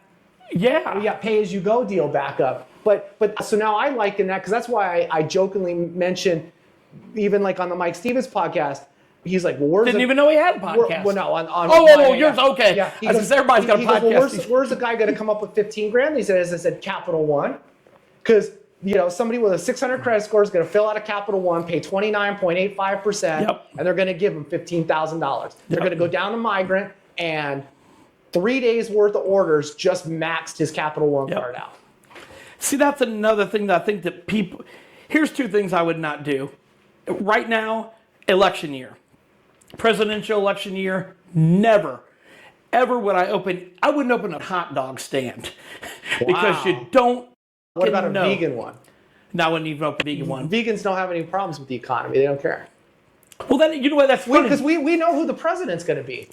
It's going to be the Wu-Tang Clan. It's funny you say that because when I lived in Arizona, I worked at KISS in promotions. And like a CHR station, and this bar we used to go to, I was like, man, y'all are still busy. And he said, man, these people have never had any money to come to this bar. He's like, the economy doesn't affect them. No. It's like, like you said, it doesn't affect the vegans, but it's funny, but. Well, no, there's, and I don't know if I'm giving a shout out, and people may never know this. So you have a lot of vegan restaurants in Charlotte. So one of them is called Fern. And first of all, it says, we don't accept reservations online. I'm like, well, first of all, what kind of fucking place is this? Yeah, like, maybe in Vegas or LA, but Charlotte? And then I get to look at, like, their cheapest salad is $22. Jesus Christ. Right. And but you go there and literally the place is packed. If you want Uber or something, they'll even tell you this place needs an extra half an hour. And I'm like, well, see, this is always my point. You look to these pockets, and if the economy is affecting those areas, then okay. But if it's not, it's game on elsewhere. Right. Because that means credit's flowing. There's people with money inside the sandwich, so to speak. But if you're an auto glass guy making that paycheck to paycheck, and all of a sudden you think, I'm gonna bankroll it on a Capital One card, you're in for a rude awakening. Yep. A rude awakening. It wasn't that long ago where I posted I had bought, and then people said, "Oh, you're fluxing." No, I had to buy. We do a lot of brand new cars, and sometimes it's like so we get some new Toyotas or something. There may be an aftermarket part number out there, but ain't nobody got some bitch. So, like when the 5555 came out with Camry, shit, I was buying 20 or 30 of them a week from the dealer. You couldn't even move in my shop from the OEM boxes. Jesus Christ, the things are $700, $800 a piece. And there's no margins in them. It's bullshit. But you know what? It's what it took to get the business to go. Can you imagine somebody having to buy fucking, like Audis? I will not use an aftermarket part, period. And some of just $700, $800. It's, God damn it, And we do a lot of Audis. Yep. And that's, there's no margin in it. And it's just, people don't realize. I think the biggest thing to be if you're going to go work for yourself is try to figure out where you're going to be at buying. Because, back when I started, you could go down to the distributor and they say, okay, Larry, we'll sell you at a 0.15. And then you go, okay, insurance is at this. And it, you had some idea of where you needed to be. But nowadays, it's like there's no sense. No. The molding at PPG is this price, and at Migrant, it's $48 more, or vice versa. It's like there's no rhyme or reason. You can never, and I always tell my customers when I quote cash, the price is right now. The price is not when you hang up and you call back. You call back, the price might change. It might go down. For example, I bought a part. I was in Charlotte working at the airport. I didn't even know what it was. Some Hyundai had it hot-shotted to me. And then 2 more came in. Them hot-shotted to me. And at the end of the day, another one came in, and I went and picked it up. Do you know, in one day, I paid 4 different prices for those windshields. Wow. Of a $200 spread. Wow. And I said, what in the hell is this? You know what the answer was? You knew the price when you bought it. Basically, go yourself. Wow. And I did know the price when I bought it. I had to have it. But I mean, the distributors are constantly, like, I don't know if PPG does shit like this, but at least like on Migrant and seem like Pilk a lot, the price is like a variable. It's like, if I'm not ordering this some bitch right now, I can't guarantee, 1, that they're going to have it. And 2, if the price isn't going to change. I went to order something before and I go, wait a second, this is the right part? It's $100 cheaper than it was yesterday. Well, there's no rhyme or reason and to you've it. seen that on some of the forums. Somebody go, how am I not making any money off this? And then I'll go and pull it. I'm like, well, here it is. My cost for Migrant, $218. They're like, I'm paying $400. I'm like, well, then you need to call your salesperson up right now and say, I need a better sales tier. Because I bet you're paying all your prices north of that. And that, again, that's where GlassPartMatch's collectiveness will indicate to you whether you're paying disproportionately in your market. So if you plug in your suppliers, when you look things up, it'll give you an indicator off to the right-hand side that it's either you're paying too high, you're paying too low, or you're neutral for the national average. Because we aggregate every second of the day. People are punching things through GlassPartMatch or eDirect. We are aggregating. We've been aggregating since 2004. You got a shitload of data. 20 years of supply chain data, not just here in the US, but Canada, VanFax, IGD, Nationwide, PH Vitris. Hey guys, it's not a secret. Yeah. But it's just amazing. Yeah, you got to know what you're spending. You got to deal calibration now. That's the other thing. So if you're going to mobile calibrate, make sure you're buying the right tool. Make sure you're meeting the conditions. What is your take, and we'll get this wrapped up, what is your take on dismissing a vehicle to an owner that refuses calibration? Dismissing it? So they're like, hey, Larry, I'll pay the $780 for the windshield replacement, but I'm not paying another $400 for this recalibration. Go down the street. Okay. All right. Period. I calibrate it, I don't do the car. Okay. If it's something that I can't take my shit to them and calibrate it, they got to come here. If they don't come here, I don't do it. Is it just principle? It's principle. Yeah. What's common sense? You go back and look at that John Eagle lawsuit of some stupid shit like that. Stupid shit. I don't know that the roof being glued on or welded on or whatever it was had anything to do with these people burning up. But when you look at shit like that, you know how stupid juries are. You see all these crazy awards for shit. It's like, do I want to take the chance?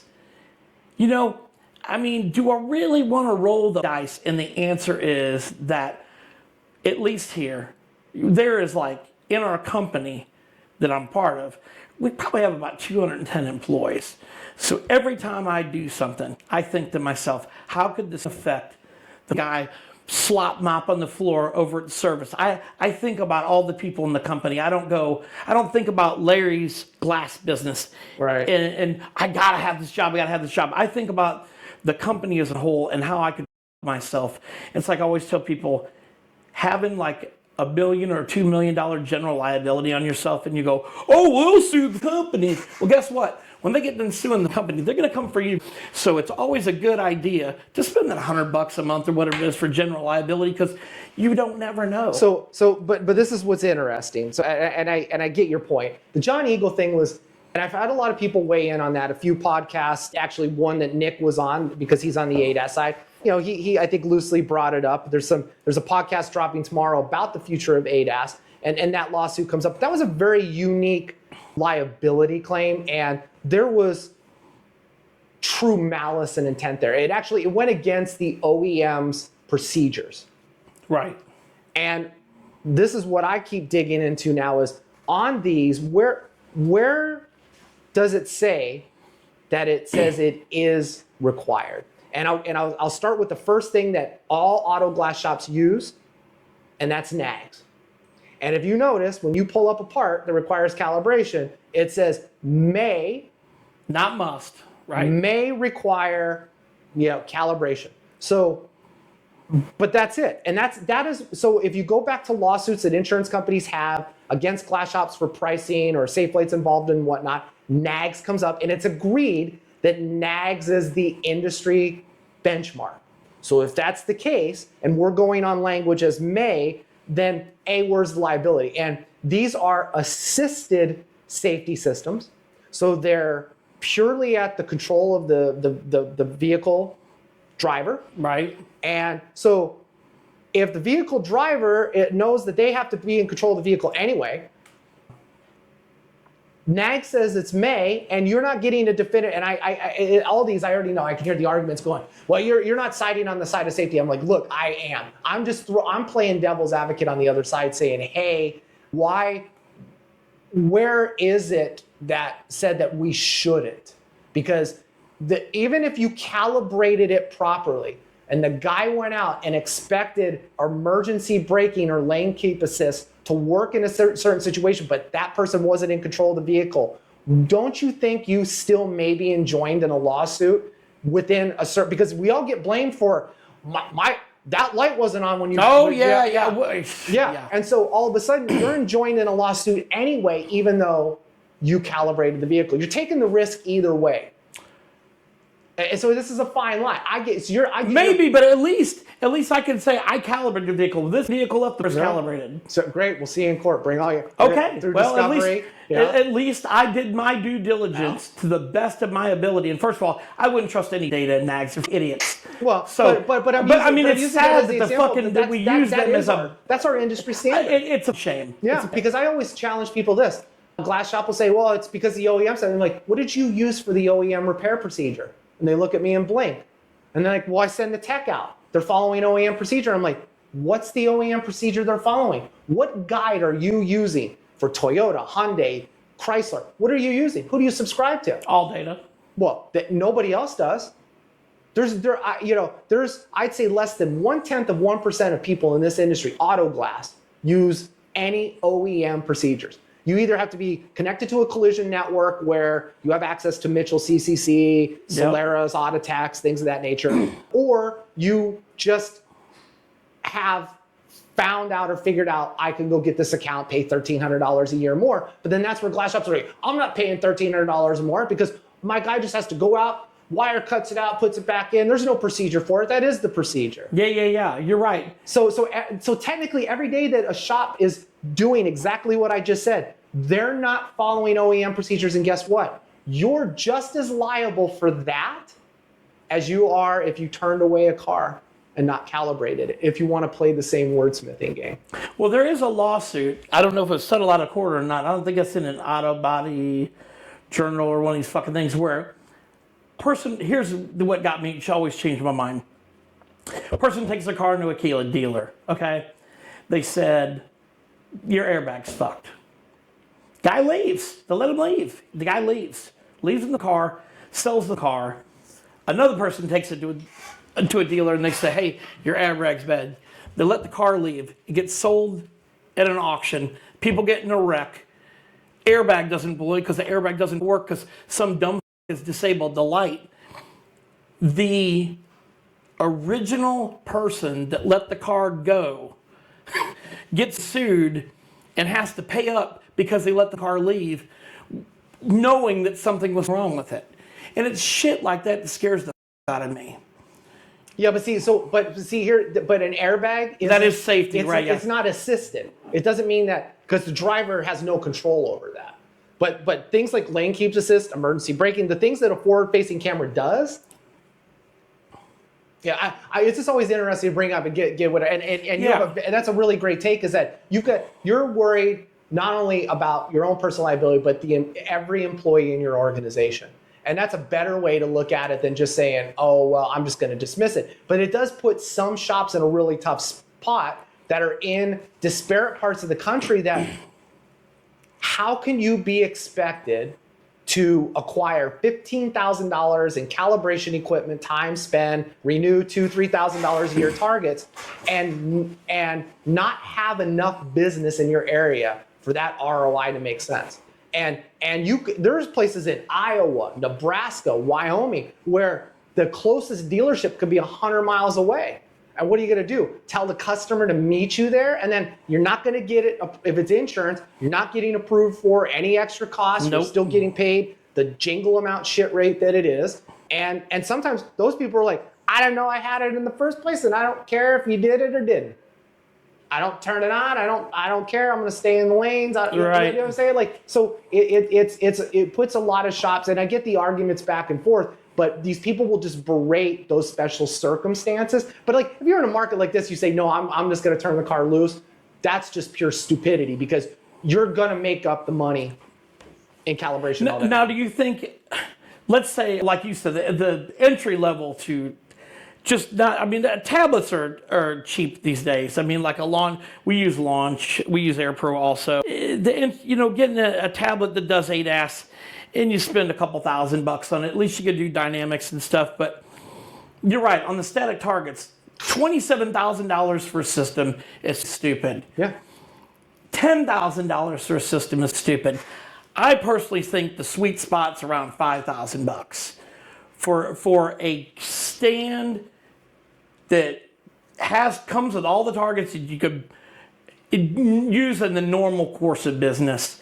I think that's about the right price. And then you know what? If it's $5,000 and people can get in and they don't do it, then that's just right. No, it is. Yeah, but when the barrier, but $27,000 is ridiculous. Yeah, I mean, if I am in Ames, Iowa,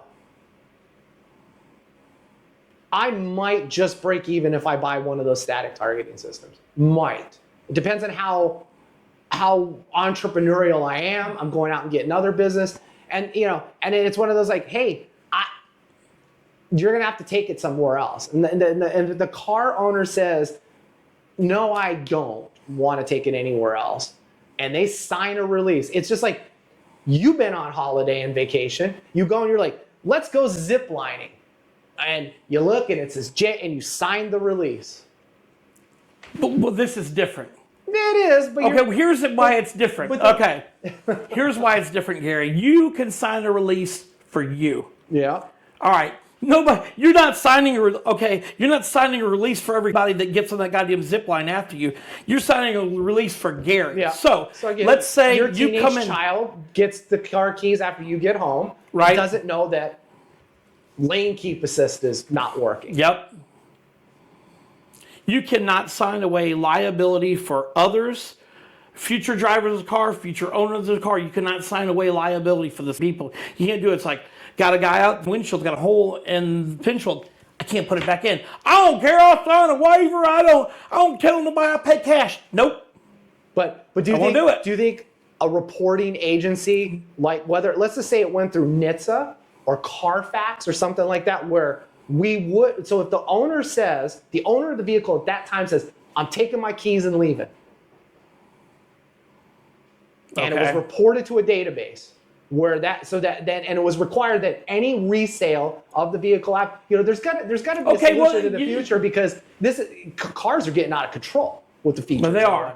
It would be like when we do a windshield with our points, so we report to Carfax. Sometimes it's good, sometimes it's bad. I got a guy called me the other day, bought something at an auction, wanted to know what I did to the car. Went back and looked at the ticket and said, I did a chip repair. Why? Was the roof caved in when you did the chip repair? Dude, that's a year ago. I don't remember. I didn't going to take a picture of the whole car when doing a chip repair for some fleet. Right. So it's good and bad, but you know what? If you could say that, maybe that would be a good idea. I still think that, I don't know. I mean, it's going to be, because that's what we're still facing this in the next 5 years. There are legitimately going to be shops that are like, it's not cost advantageous for them to add calibration. And then just to even say, I'm either going to break even or take a loss. And some of these shops, it's family owned. Somebody's got to go get trained. Somebody's got to learn how to use it. Somebody's got to go out of the way. And there's no sales rep going in the middle of bum breadbasket to teach you. So you're going to have to go to Dallas, New York, California, Angeles, somewhere. Yeah. And it's a week of your time, the expense and whatnot. I get it. So I get the struggle. And I think as an industry, we need to come up with better solutions for it. But also at the same time, go easy on one another when somebody posts and asks that question, what should I do?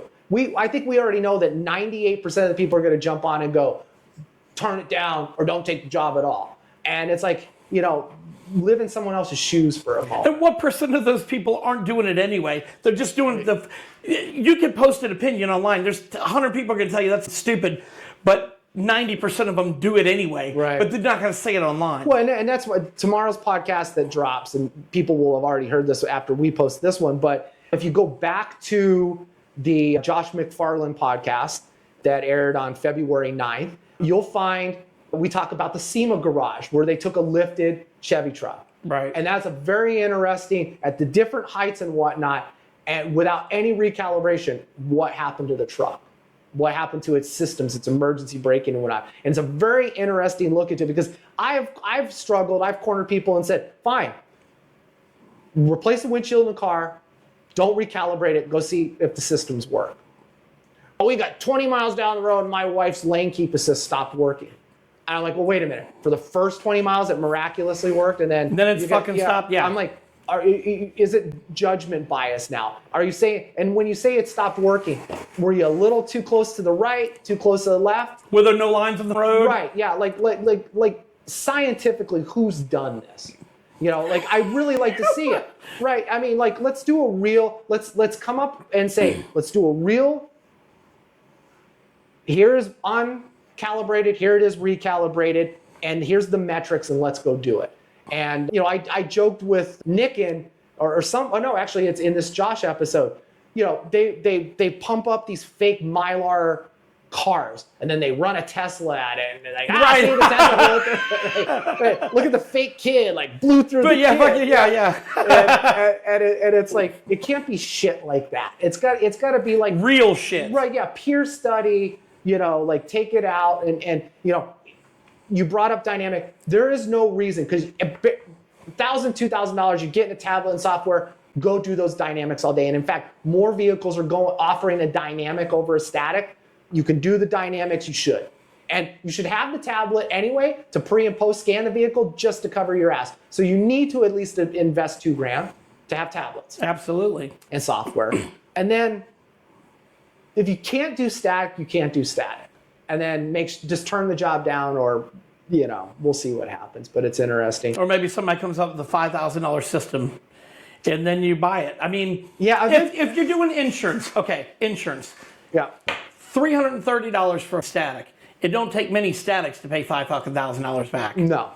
And then you have the peace of mind. Even if people like goes, oh, you're stupid, should got him sign a waiver. Well, at least I tried. Right. You know what I mean? Yeah. At least I do my due diligence. No, yeah, and that's the thing. And then you gotta figure too. I mean, you mentioned like high deductibles, like Missouri and whatnot. Yep. We're back to that in the industry because the economy is in this wishy-washy place. So yeah, you got people with $1,000 deductible going, yeah, so I pay $1,000 and my insurance company pays $8.47. No, I'll pay cash. What is that? And they're like $3.99. But then we're also going to do this, and you're like, you see where we're up against. I will say that here in North Carolina, the cash work that we do, I haven't had anybody say doing a calibration. Not one person. Now maybe it's the area I'm in. I don't know. But due to suburban and it's, I don't know. It had, heads up. And I said, the person gets your price online, and they said, okay, you can hate Safelite all you want, but they do put good shit in people's head, because lady says, wow, I got this price online. You're way cheaper than Safelite. So obviously, they said, there's no way this includes calibration. And I said, you're correct. It doesn't include tax. It doesn't include calibration molds. Here's the fucking final price. Wow, that's a great price. I was still within like $50 Safelite with all that. And they're like, but they were smart enough to know, hey, I need calibration. There's people that don't even have things that need to be calibrated that ask about it. Yeah. Can you add calibration? Sir, I can't calibrate what's not well, there. It goes back to earlier when we were talking about the consumer mentality. They see the Safelite commercial and they're like, and they say right off the bat, the two scenarios. One of the commercials is the EV. So your new EV or hybrid, you're going to need calibration after it. And then here's a guy with a 2009 Civic going, Larry, am I going to need recalibration? They're like, hey, did you watch that commercial and listen to it properly? You don't have a hybrid or an EV. Right. Yeah. or most new, 2017 and above cars are going to need it. Like they don't pay attention to that. And that's the thing. But it benefits us. Yeah. No. So run your ad and I'll take it to benefit me. Yeah. And it's good. I mean, that's something good that comes from Safelite. Before we pack it in, I'm gonna circle back around to fixmywindshield.com. Because I think, wasn't that the Cashman Center in Las Vegas? Oh, yes. Where you had a booth.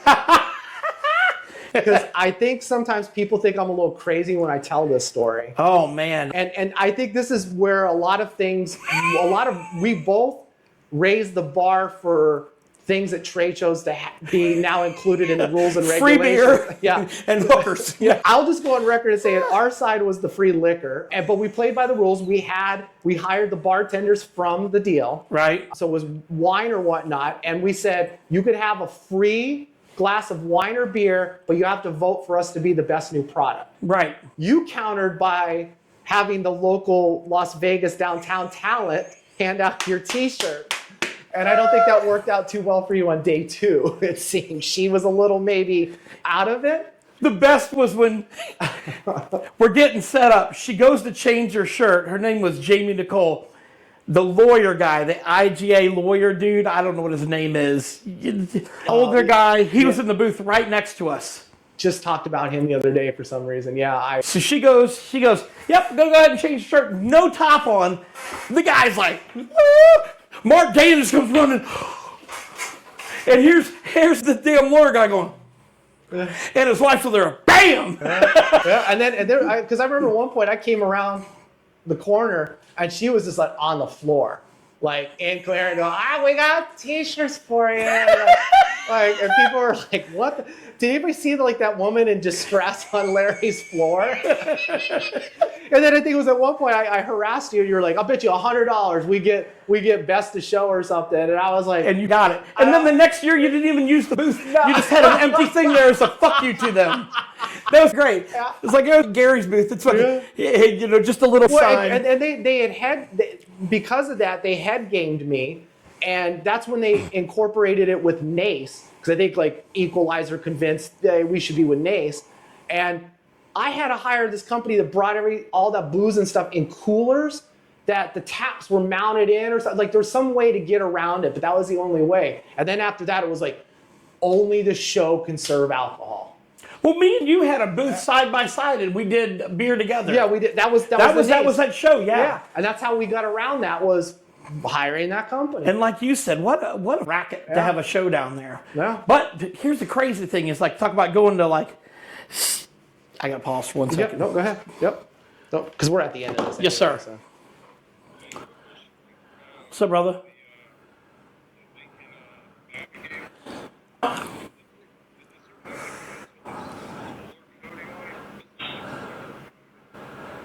No. Oh, like, no, they must have aftermarket 10 on it or some shit. What part number's in there now? Or is it OEM? Yeah, I've never seen a Ford windshield like that.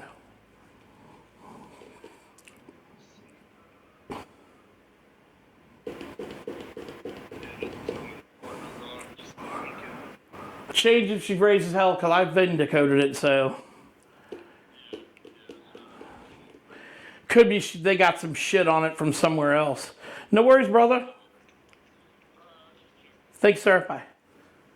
All right. But you know what? No. I got No, the shows, like the shows. It's. I'm not talking about Deb or anybody, but the getting your shit into the show is a goddamn racket. Yeah. It's a racket. So, me and Dan from Rolodeck, I went and helped him out at this recent show up in Virginia Beach, the Armpit, Virginia Beach, and you know, he said, gonna pull up, and you know, we're gonna push our own shit in. I don't give a what it costs. I don't need anybody to help me. We had a front end of a car just rolled some shit in. Yeah, you can't use that door. You gotta go way down there. And it's like, no, we're not doing that. So we got around it, but the amount of bullshit, like at that convention center, to have electric there. Yeah. Fuck, you had to have an electrician. Then the fire marshal, but everybody and their brother's shaking you down. Yeah. But at least at SEMA, the booths are way cheaper.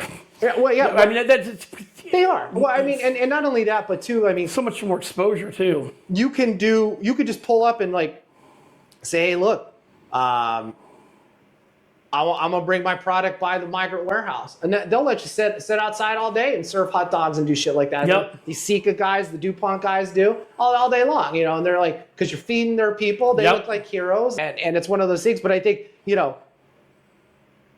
it's the trade shows have gotten out of control. I mean, I believe that Auto Glass now is marginalized at Auto Glass Week. Just this last show, the last go around, it may be an unpopular opinion with some, but one of the things I always say to people is take a step back from your reality and look inside with fresh eyes and ask other people.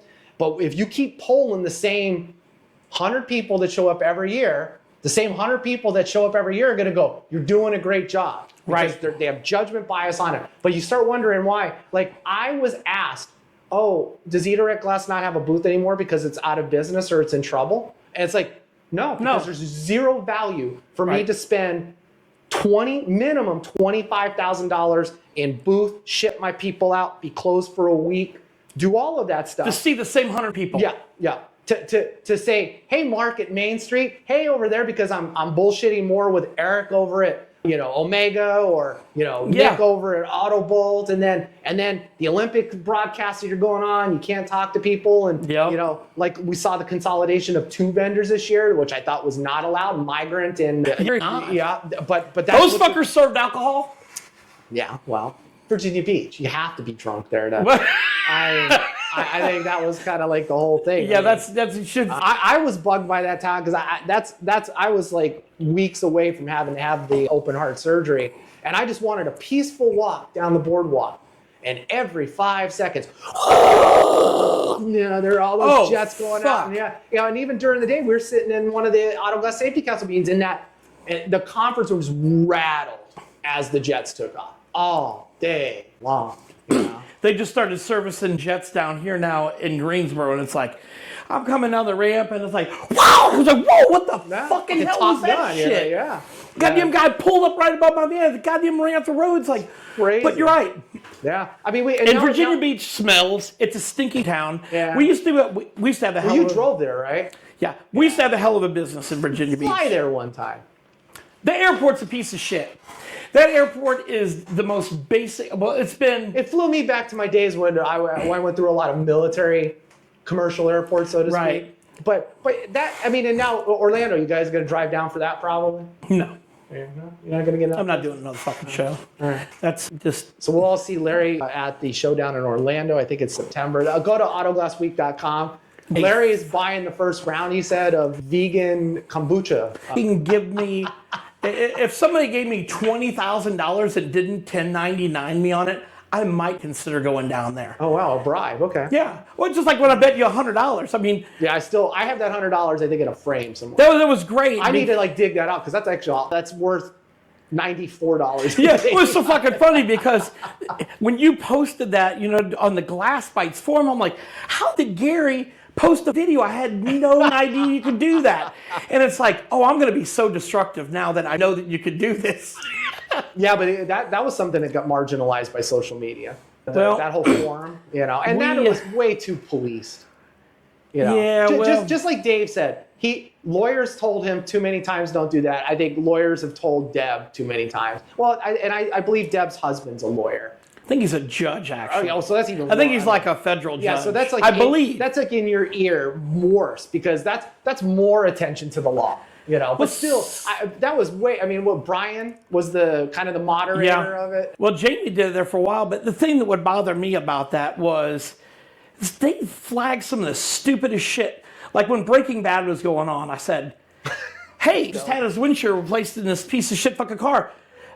I want to know what glass shop in Albuquerque did that. Deleted it. What the So I went and posted it again. You know what Deb did? Banging my goddamn IP. That's okay.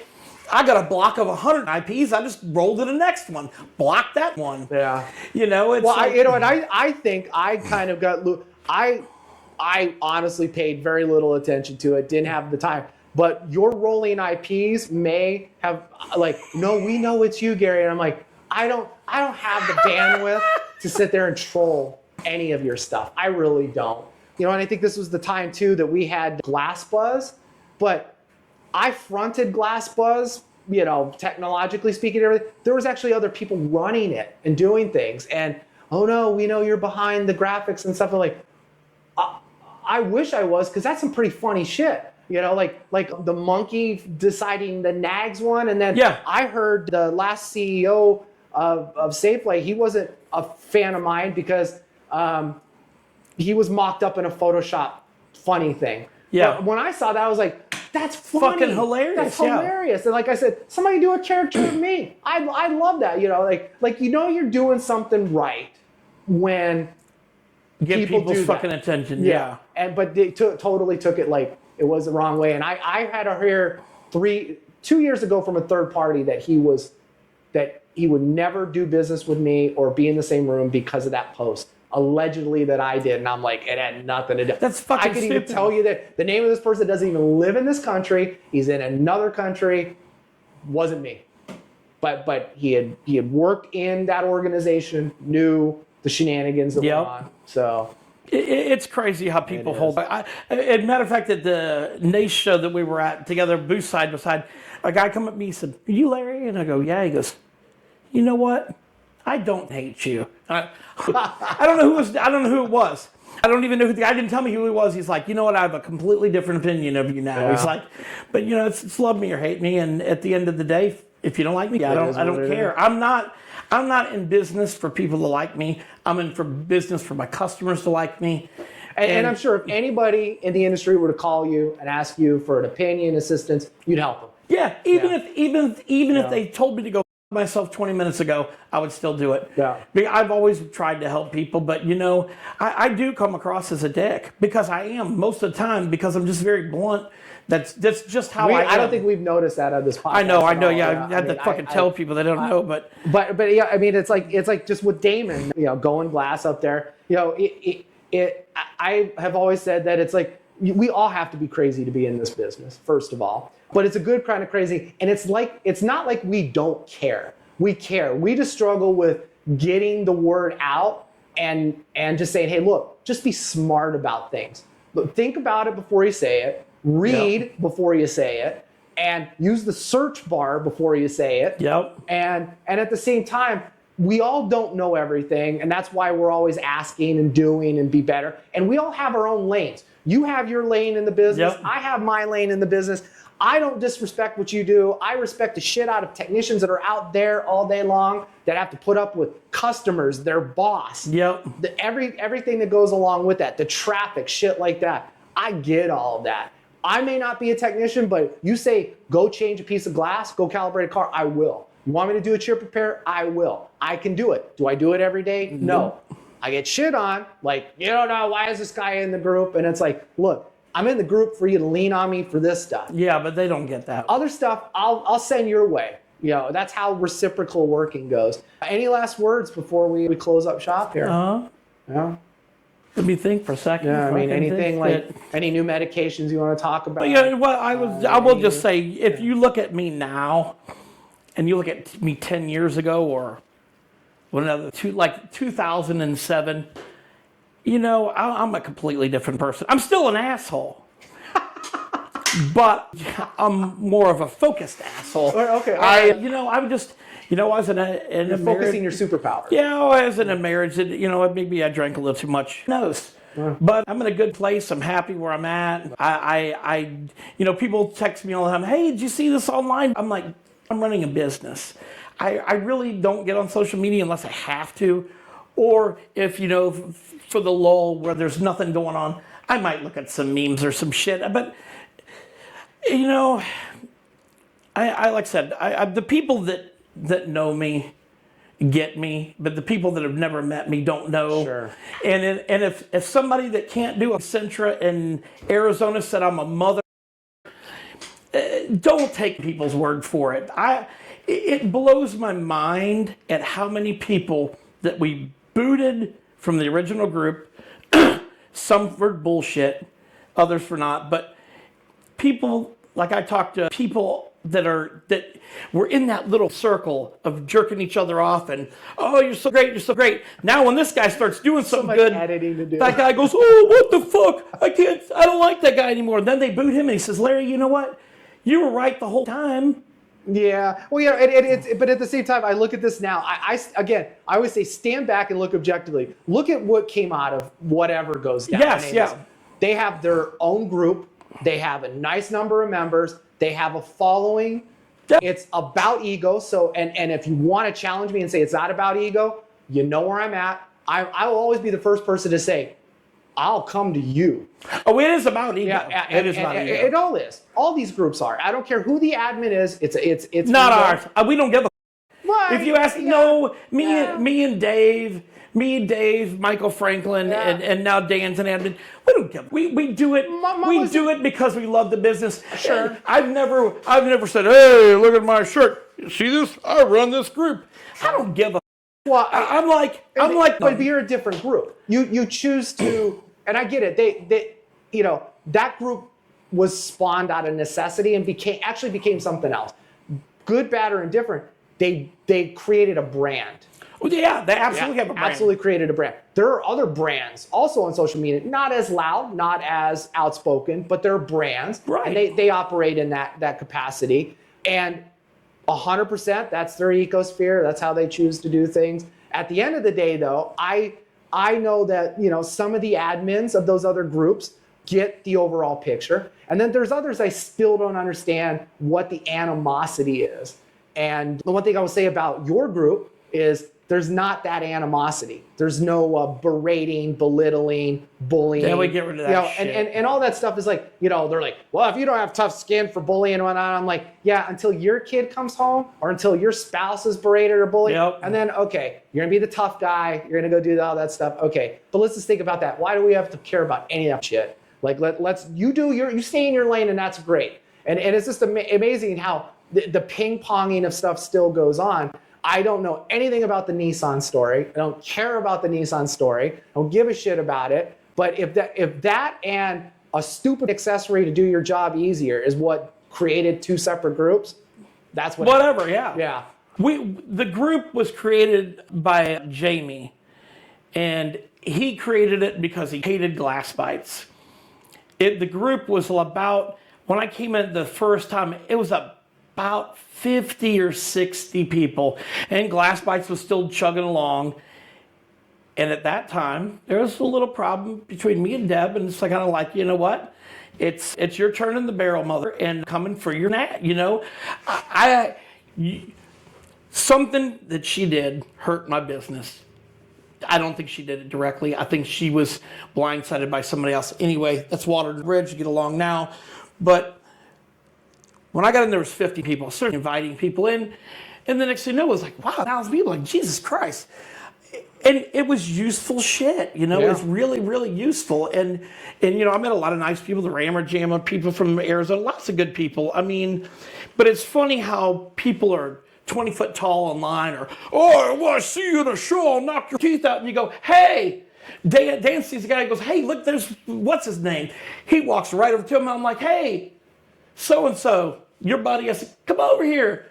He'd act like he didn't hear me. If that was me, I'd have went over there. Because I'm not a violent person. I'd be like, hey, dude, what the fuck, You never met me in person. Right. I come across as a dick.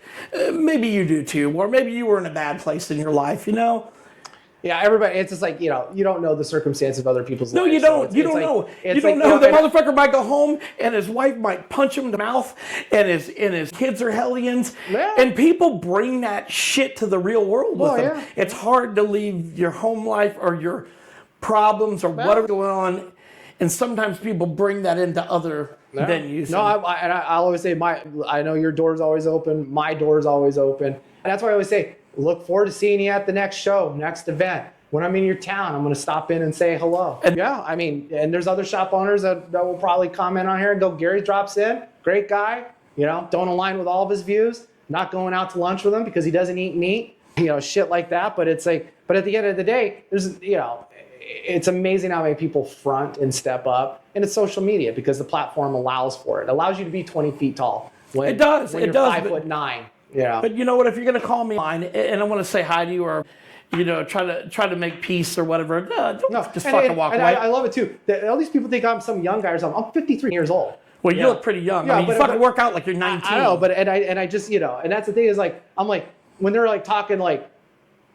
One person says like something about elders. I'm like, I'm your elder. And in fact, I've been in this industry since 2001. You just opened your glass shop 10 years ago. Yep. Like, you're talking down to me. Like, you need to respect me being in this industry for this long. Not that I'm asking for it, but when you step up with shit like that, like, think about it. Do a little research on the people you're about to berate. They don't. No, they don't. They just like, I'm bigger than him. And it's just like everybody that made those comments. Great. There's a way to make comments that are constructive about Auto Glass University yesterday, right? That live video. And then there's ways that you shouldn't, and that's what most people did. I think one person yesterday said, hey, look, I get it, but this is what should be happening. In a perfect world, I totally agree with that. Like I held my comment that I shared with you privately about the guy with the thing in his hand. Well, yeah, no, but I mean, I legitimately thought it was a marker, but I wanted to call him out, but I thought, you know what? Right. I don't know it for a fact, and I'm not going to be a dick. But then I also have to put my hat on. In 2024, there are techs that can't unhinge that device from their hand. It's an addiction, and unfortunately, and there's no. I'm not aware of a policy that during a training session you can't have that in your hand. If you're that would be like saying you can't have you can't have a marker in your hand when you're instructing somebody. Even though you're not going to use it, don't have the marker in your hand. Right. But I get it. It's the looks. It's like, what is that saying for the training? Well, the training is auto glass. We're not teaching health.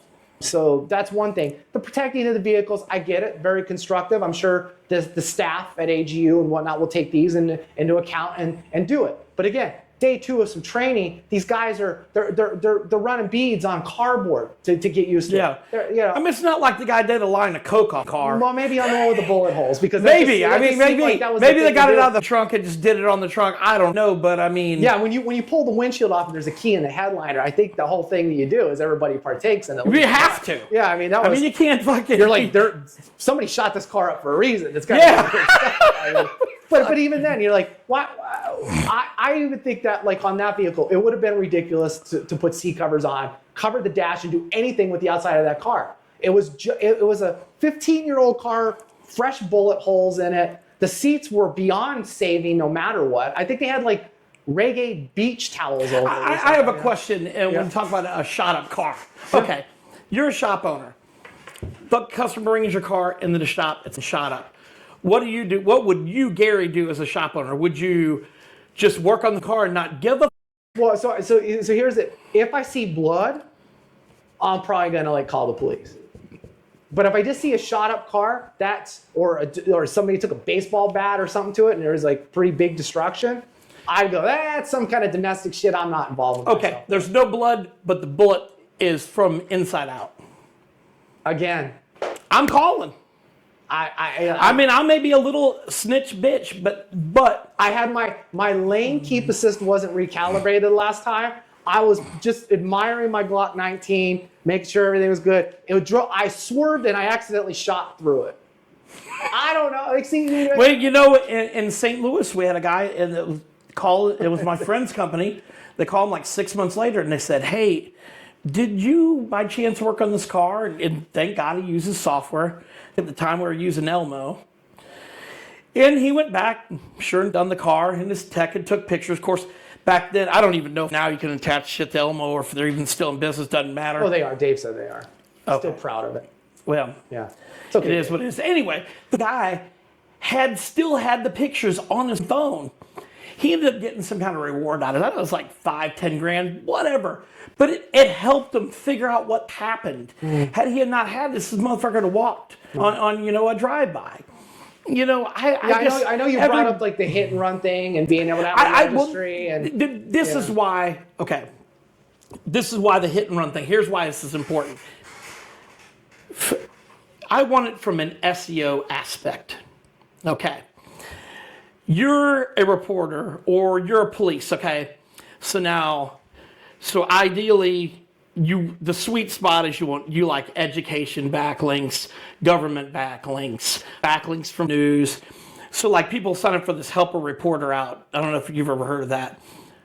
I'm not helping no reporter out. They don't return my call. Listen, but you can do it and you can get backlinks and it really can work for you. But the reason I want it for hit and run is, let's say that me and you used to get together and you say, you know what, we're going to make a thing to where like an Amber Alert for a hit and run. You know, all the shops, you got all these shops with people using GlassPartMatch. Boom. Now, we can message all of our shops in this area, if you've seen, this car, blah, blah, blah, blah, whatever. Then, let's say Guilford County Police says, to put the link on their website, to report hit and run, what. Then you're getting backlinks. It's about helping people, but more about it's helping yourself. Yeah. So I know that sounds selfish, but I think it'd be really cool. And let's say you help somebody solve some shit. You know what I mean? Somebody gets away with running over modern day John Wells. Running over a kid or something, and they say, Gary Hart, that son of a bitch, he helped it. That was a great idea. I wish I'd have had that idea. Well, see, so the first thing that comes to mind is, where was the parents at? And what was the kid doing in the road? No, that's true. Yeah, these are two things. Now, if little Johnny was on a bike, my first question is, little Johnny have a helmet on when he got hit? And then if there's no helmet, I'm like, where's the parents? So see, it's a little dark when I'm thinking about this, but I think that shit too. I think that shit too. But at the same thing, I think that a database like that, just a thing to where people could police department could send it out, and then if the shop wouldn't see it, I mean, I've had people calling like, have you replaced the glass? How many hit and runs do you have here? I mean, it seems like well, I mean, I think it happens a hell lot more than you think. Yeah. Wow. And you know what? As long as we get the backlink, who gives a? We're trying to help somebody. No. I mean, it's. No, I get what you're saying. It's really dark. I'm just like North Carolina is like the hit and run. No, but I'm just talking about, like, I mean, it's really dark to think like that, but just think of the advantage of having all those sweet ass links, and then it gets picked up in some liberal rag that publishes the whole country, and then it gets aggregated. Oh man, and the goddamn people say, yeah, that's Gary Hart. I don't fucking sit up here in Wisconsin or where Bill Dyke's at going, you know, Gary Hart's a cocksucker, but he's in Wyoming. I think I might change my mind about that some bitch because you know, he helped them catch somebody. You know, nobody will. Nobody would ever change their mind. No.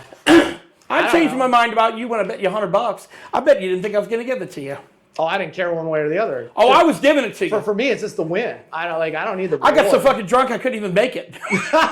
We were fucking hammered. Greatest thing about that show was, you talk about my stripper guy. There was a guy that made the shit that goes in between windows. Like, I got this perf on my window here, but it was inside perf. And my buddy Todd's talking to the guy, and he's like, man, he's like, where are you from? He goes, Missouri. He says, pulls out his wallet. He says, hey, got a good girl in Missouri. You could call. Seen a girl over at your booth. Here's her number. And so my buddy goes, oh, all you need is an Asian wife. Fucker flips open his wallet, and here's all these pictures of his fucking kids. Wow. And we got so drunk talking to this guy that we couldn't even make it to your shit. But I mean, that was a great show. The Cashman, I had fun in that one. Yeah, no, that was a sketchy place. If you didn't leave when security was still there, you get bum rushed by all the druggies. And here's what happened. Yeah. I got dropped off and not thinking that I couldn't get a cab. And me and my buddy are out in the parking lot going, yeah. You know, the way the IGA had set it up was, oh, you could easily walk to the host hotel. No. You could easily walk there, getting raped on the way or murdered. Yeah. So, that was, I think today it's still as sketchy as it was.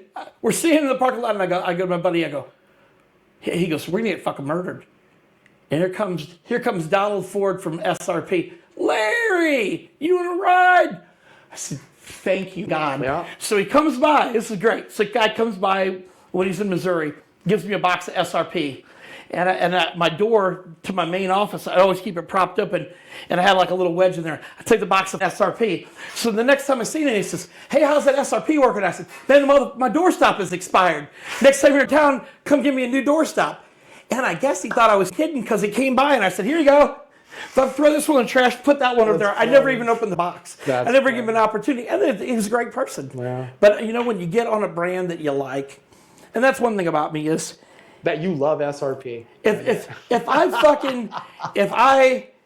I'm a genuine person and I can't be bought. And if I think something's shit, I'm going to tell you, even if it's my buddy's stuff. Yeah, you have a lot to say about John at Autoglass CRM, but well, that's him. Oh, well. He's local. He can come up here and visit me, bring me all my dollars he owes me. We'll go down to Topless Car Wash down here and get the Tesla washed. Nice. All right. Good stuff. Well, everybody, this has been the Shatterproof podcast live from Larry's Glass Shop. It's not called Larry's Glass Shop. It's Impex Auto Glass. Correct. And it's here in Greensboro. You can find it right behind Launch. Or no, that's Autel down the road, isn't it? Autel? Yeah, you didn't know that? No, where? You didn't know you had a giant Autel factory, right? What? Yeah. Get the fuck out of here. I will leave and go back that way and take the pictures for you. Yeah. I thought all that was in China. No, it's right in your backyard. Get the hell out of here. You didn't know that? That's all right. So Larry's just finding out that Autel's right in his backyard. We're Launch people anyway. Launch and AirPro, everything, and Top Don. Yeah. And there you go. So. And ADAS. Well, thanks for taking the time today. Appreciate it. Hey, thanks for coming by. I know you're a busy again. guy. You know, your phones go off. You're asked to check titles and registration. And I mean, it's a busy job. People. I mean, I interrupted watch some TV show for you. Kardashians or Housewives. No, I was watching probably Matlock or something. Thank you for coming by, Gary. I really appreciate it. We'll see you soon on the next podcast. Just remember, link, subscribe, like, all that happy fun stuff below. Share. We have the website, shatterproofpodcast.com. We're all over social media. And if you do have an idea for a show like Larry, or maybe you want your shop to be featured and your story, you've been in the industry for a while, you have something unique, direct message us, email us. We'll see you the next time. Thank you for tuning in to Glass Runs in the Blood, what it takes to run a multi-generational auto glass business, recorded live at Impex Auto Glass in Greensboro, North Carolina, with your guest host, Larry Diesbach. Thank you for listening to Shatterproof, the Auto Glass Journey for Independence podcast, brought to you by the Independent Glass Association and me, Gary Hart, your host. If you haven't already liked this podcast or haven't subscribed, like this episode and hit the subscribe button so anytime we update the content, you'll be the first to get access to all of this great media and industry information. We also want to thank the sponsors of this podcast, Eater Glass, who is also the maker of GlassPartMatch, which is free to the industry. So get your account today at www.iga.org/GPM. And Augie by AirPro, that amazing on-the-glass targeting recalibration system, allowing you to work from anywhere at any time with the support you need to succeed. You can find all the links referenced in this podcast and more in the descriptions and comments below. Again, thank you for tuning in and supporting the Independent Glass Association so we can continue to provide quality information, educational materials for the independent automotive glass industry.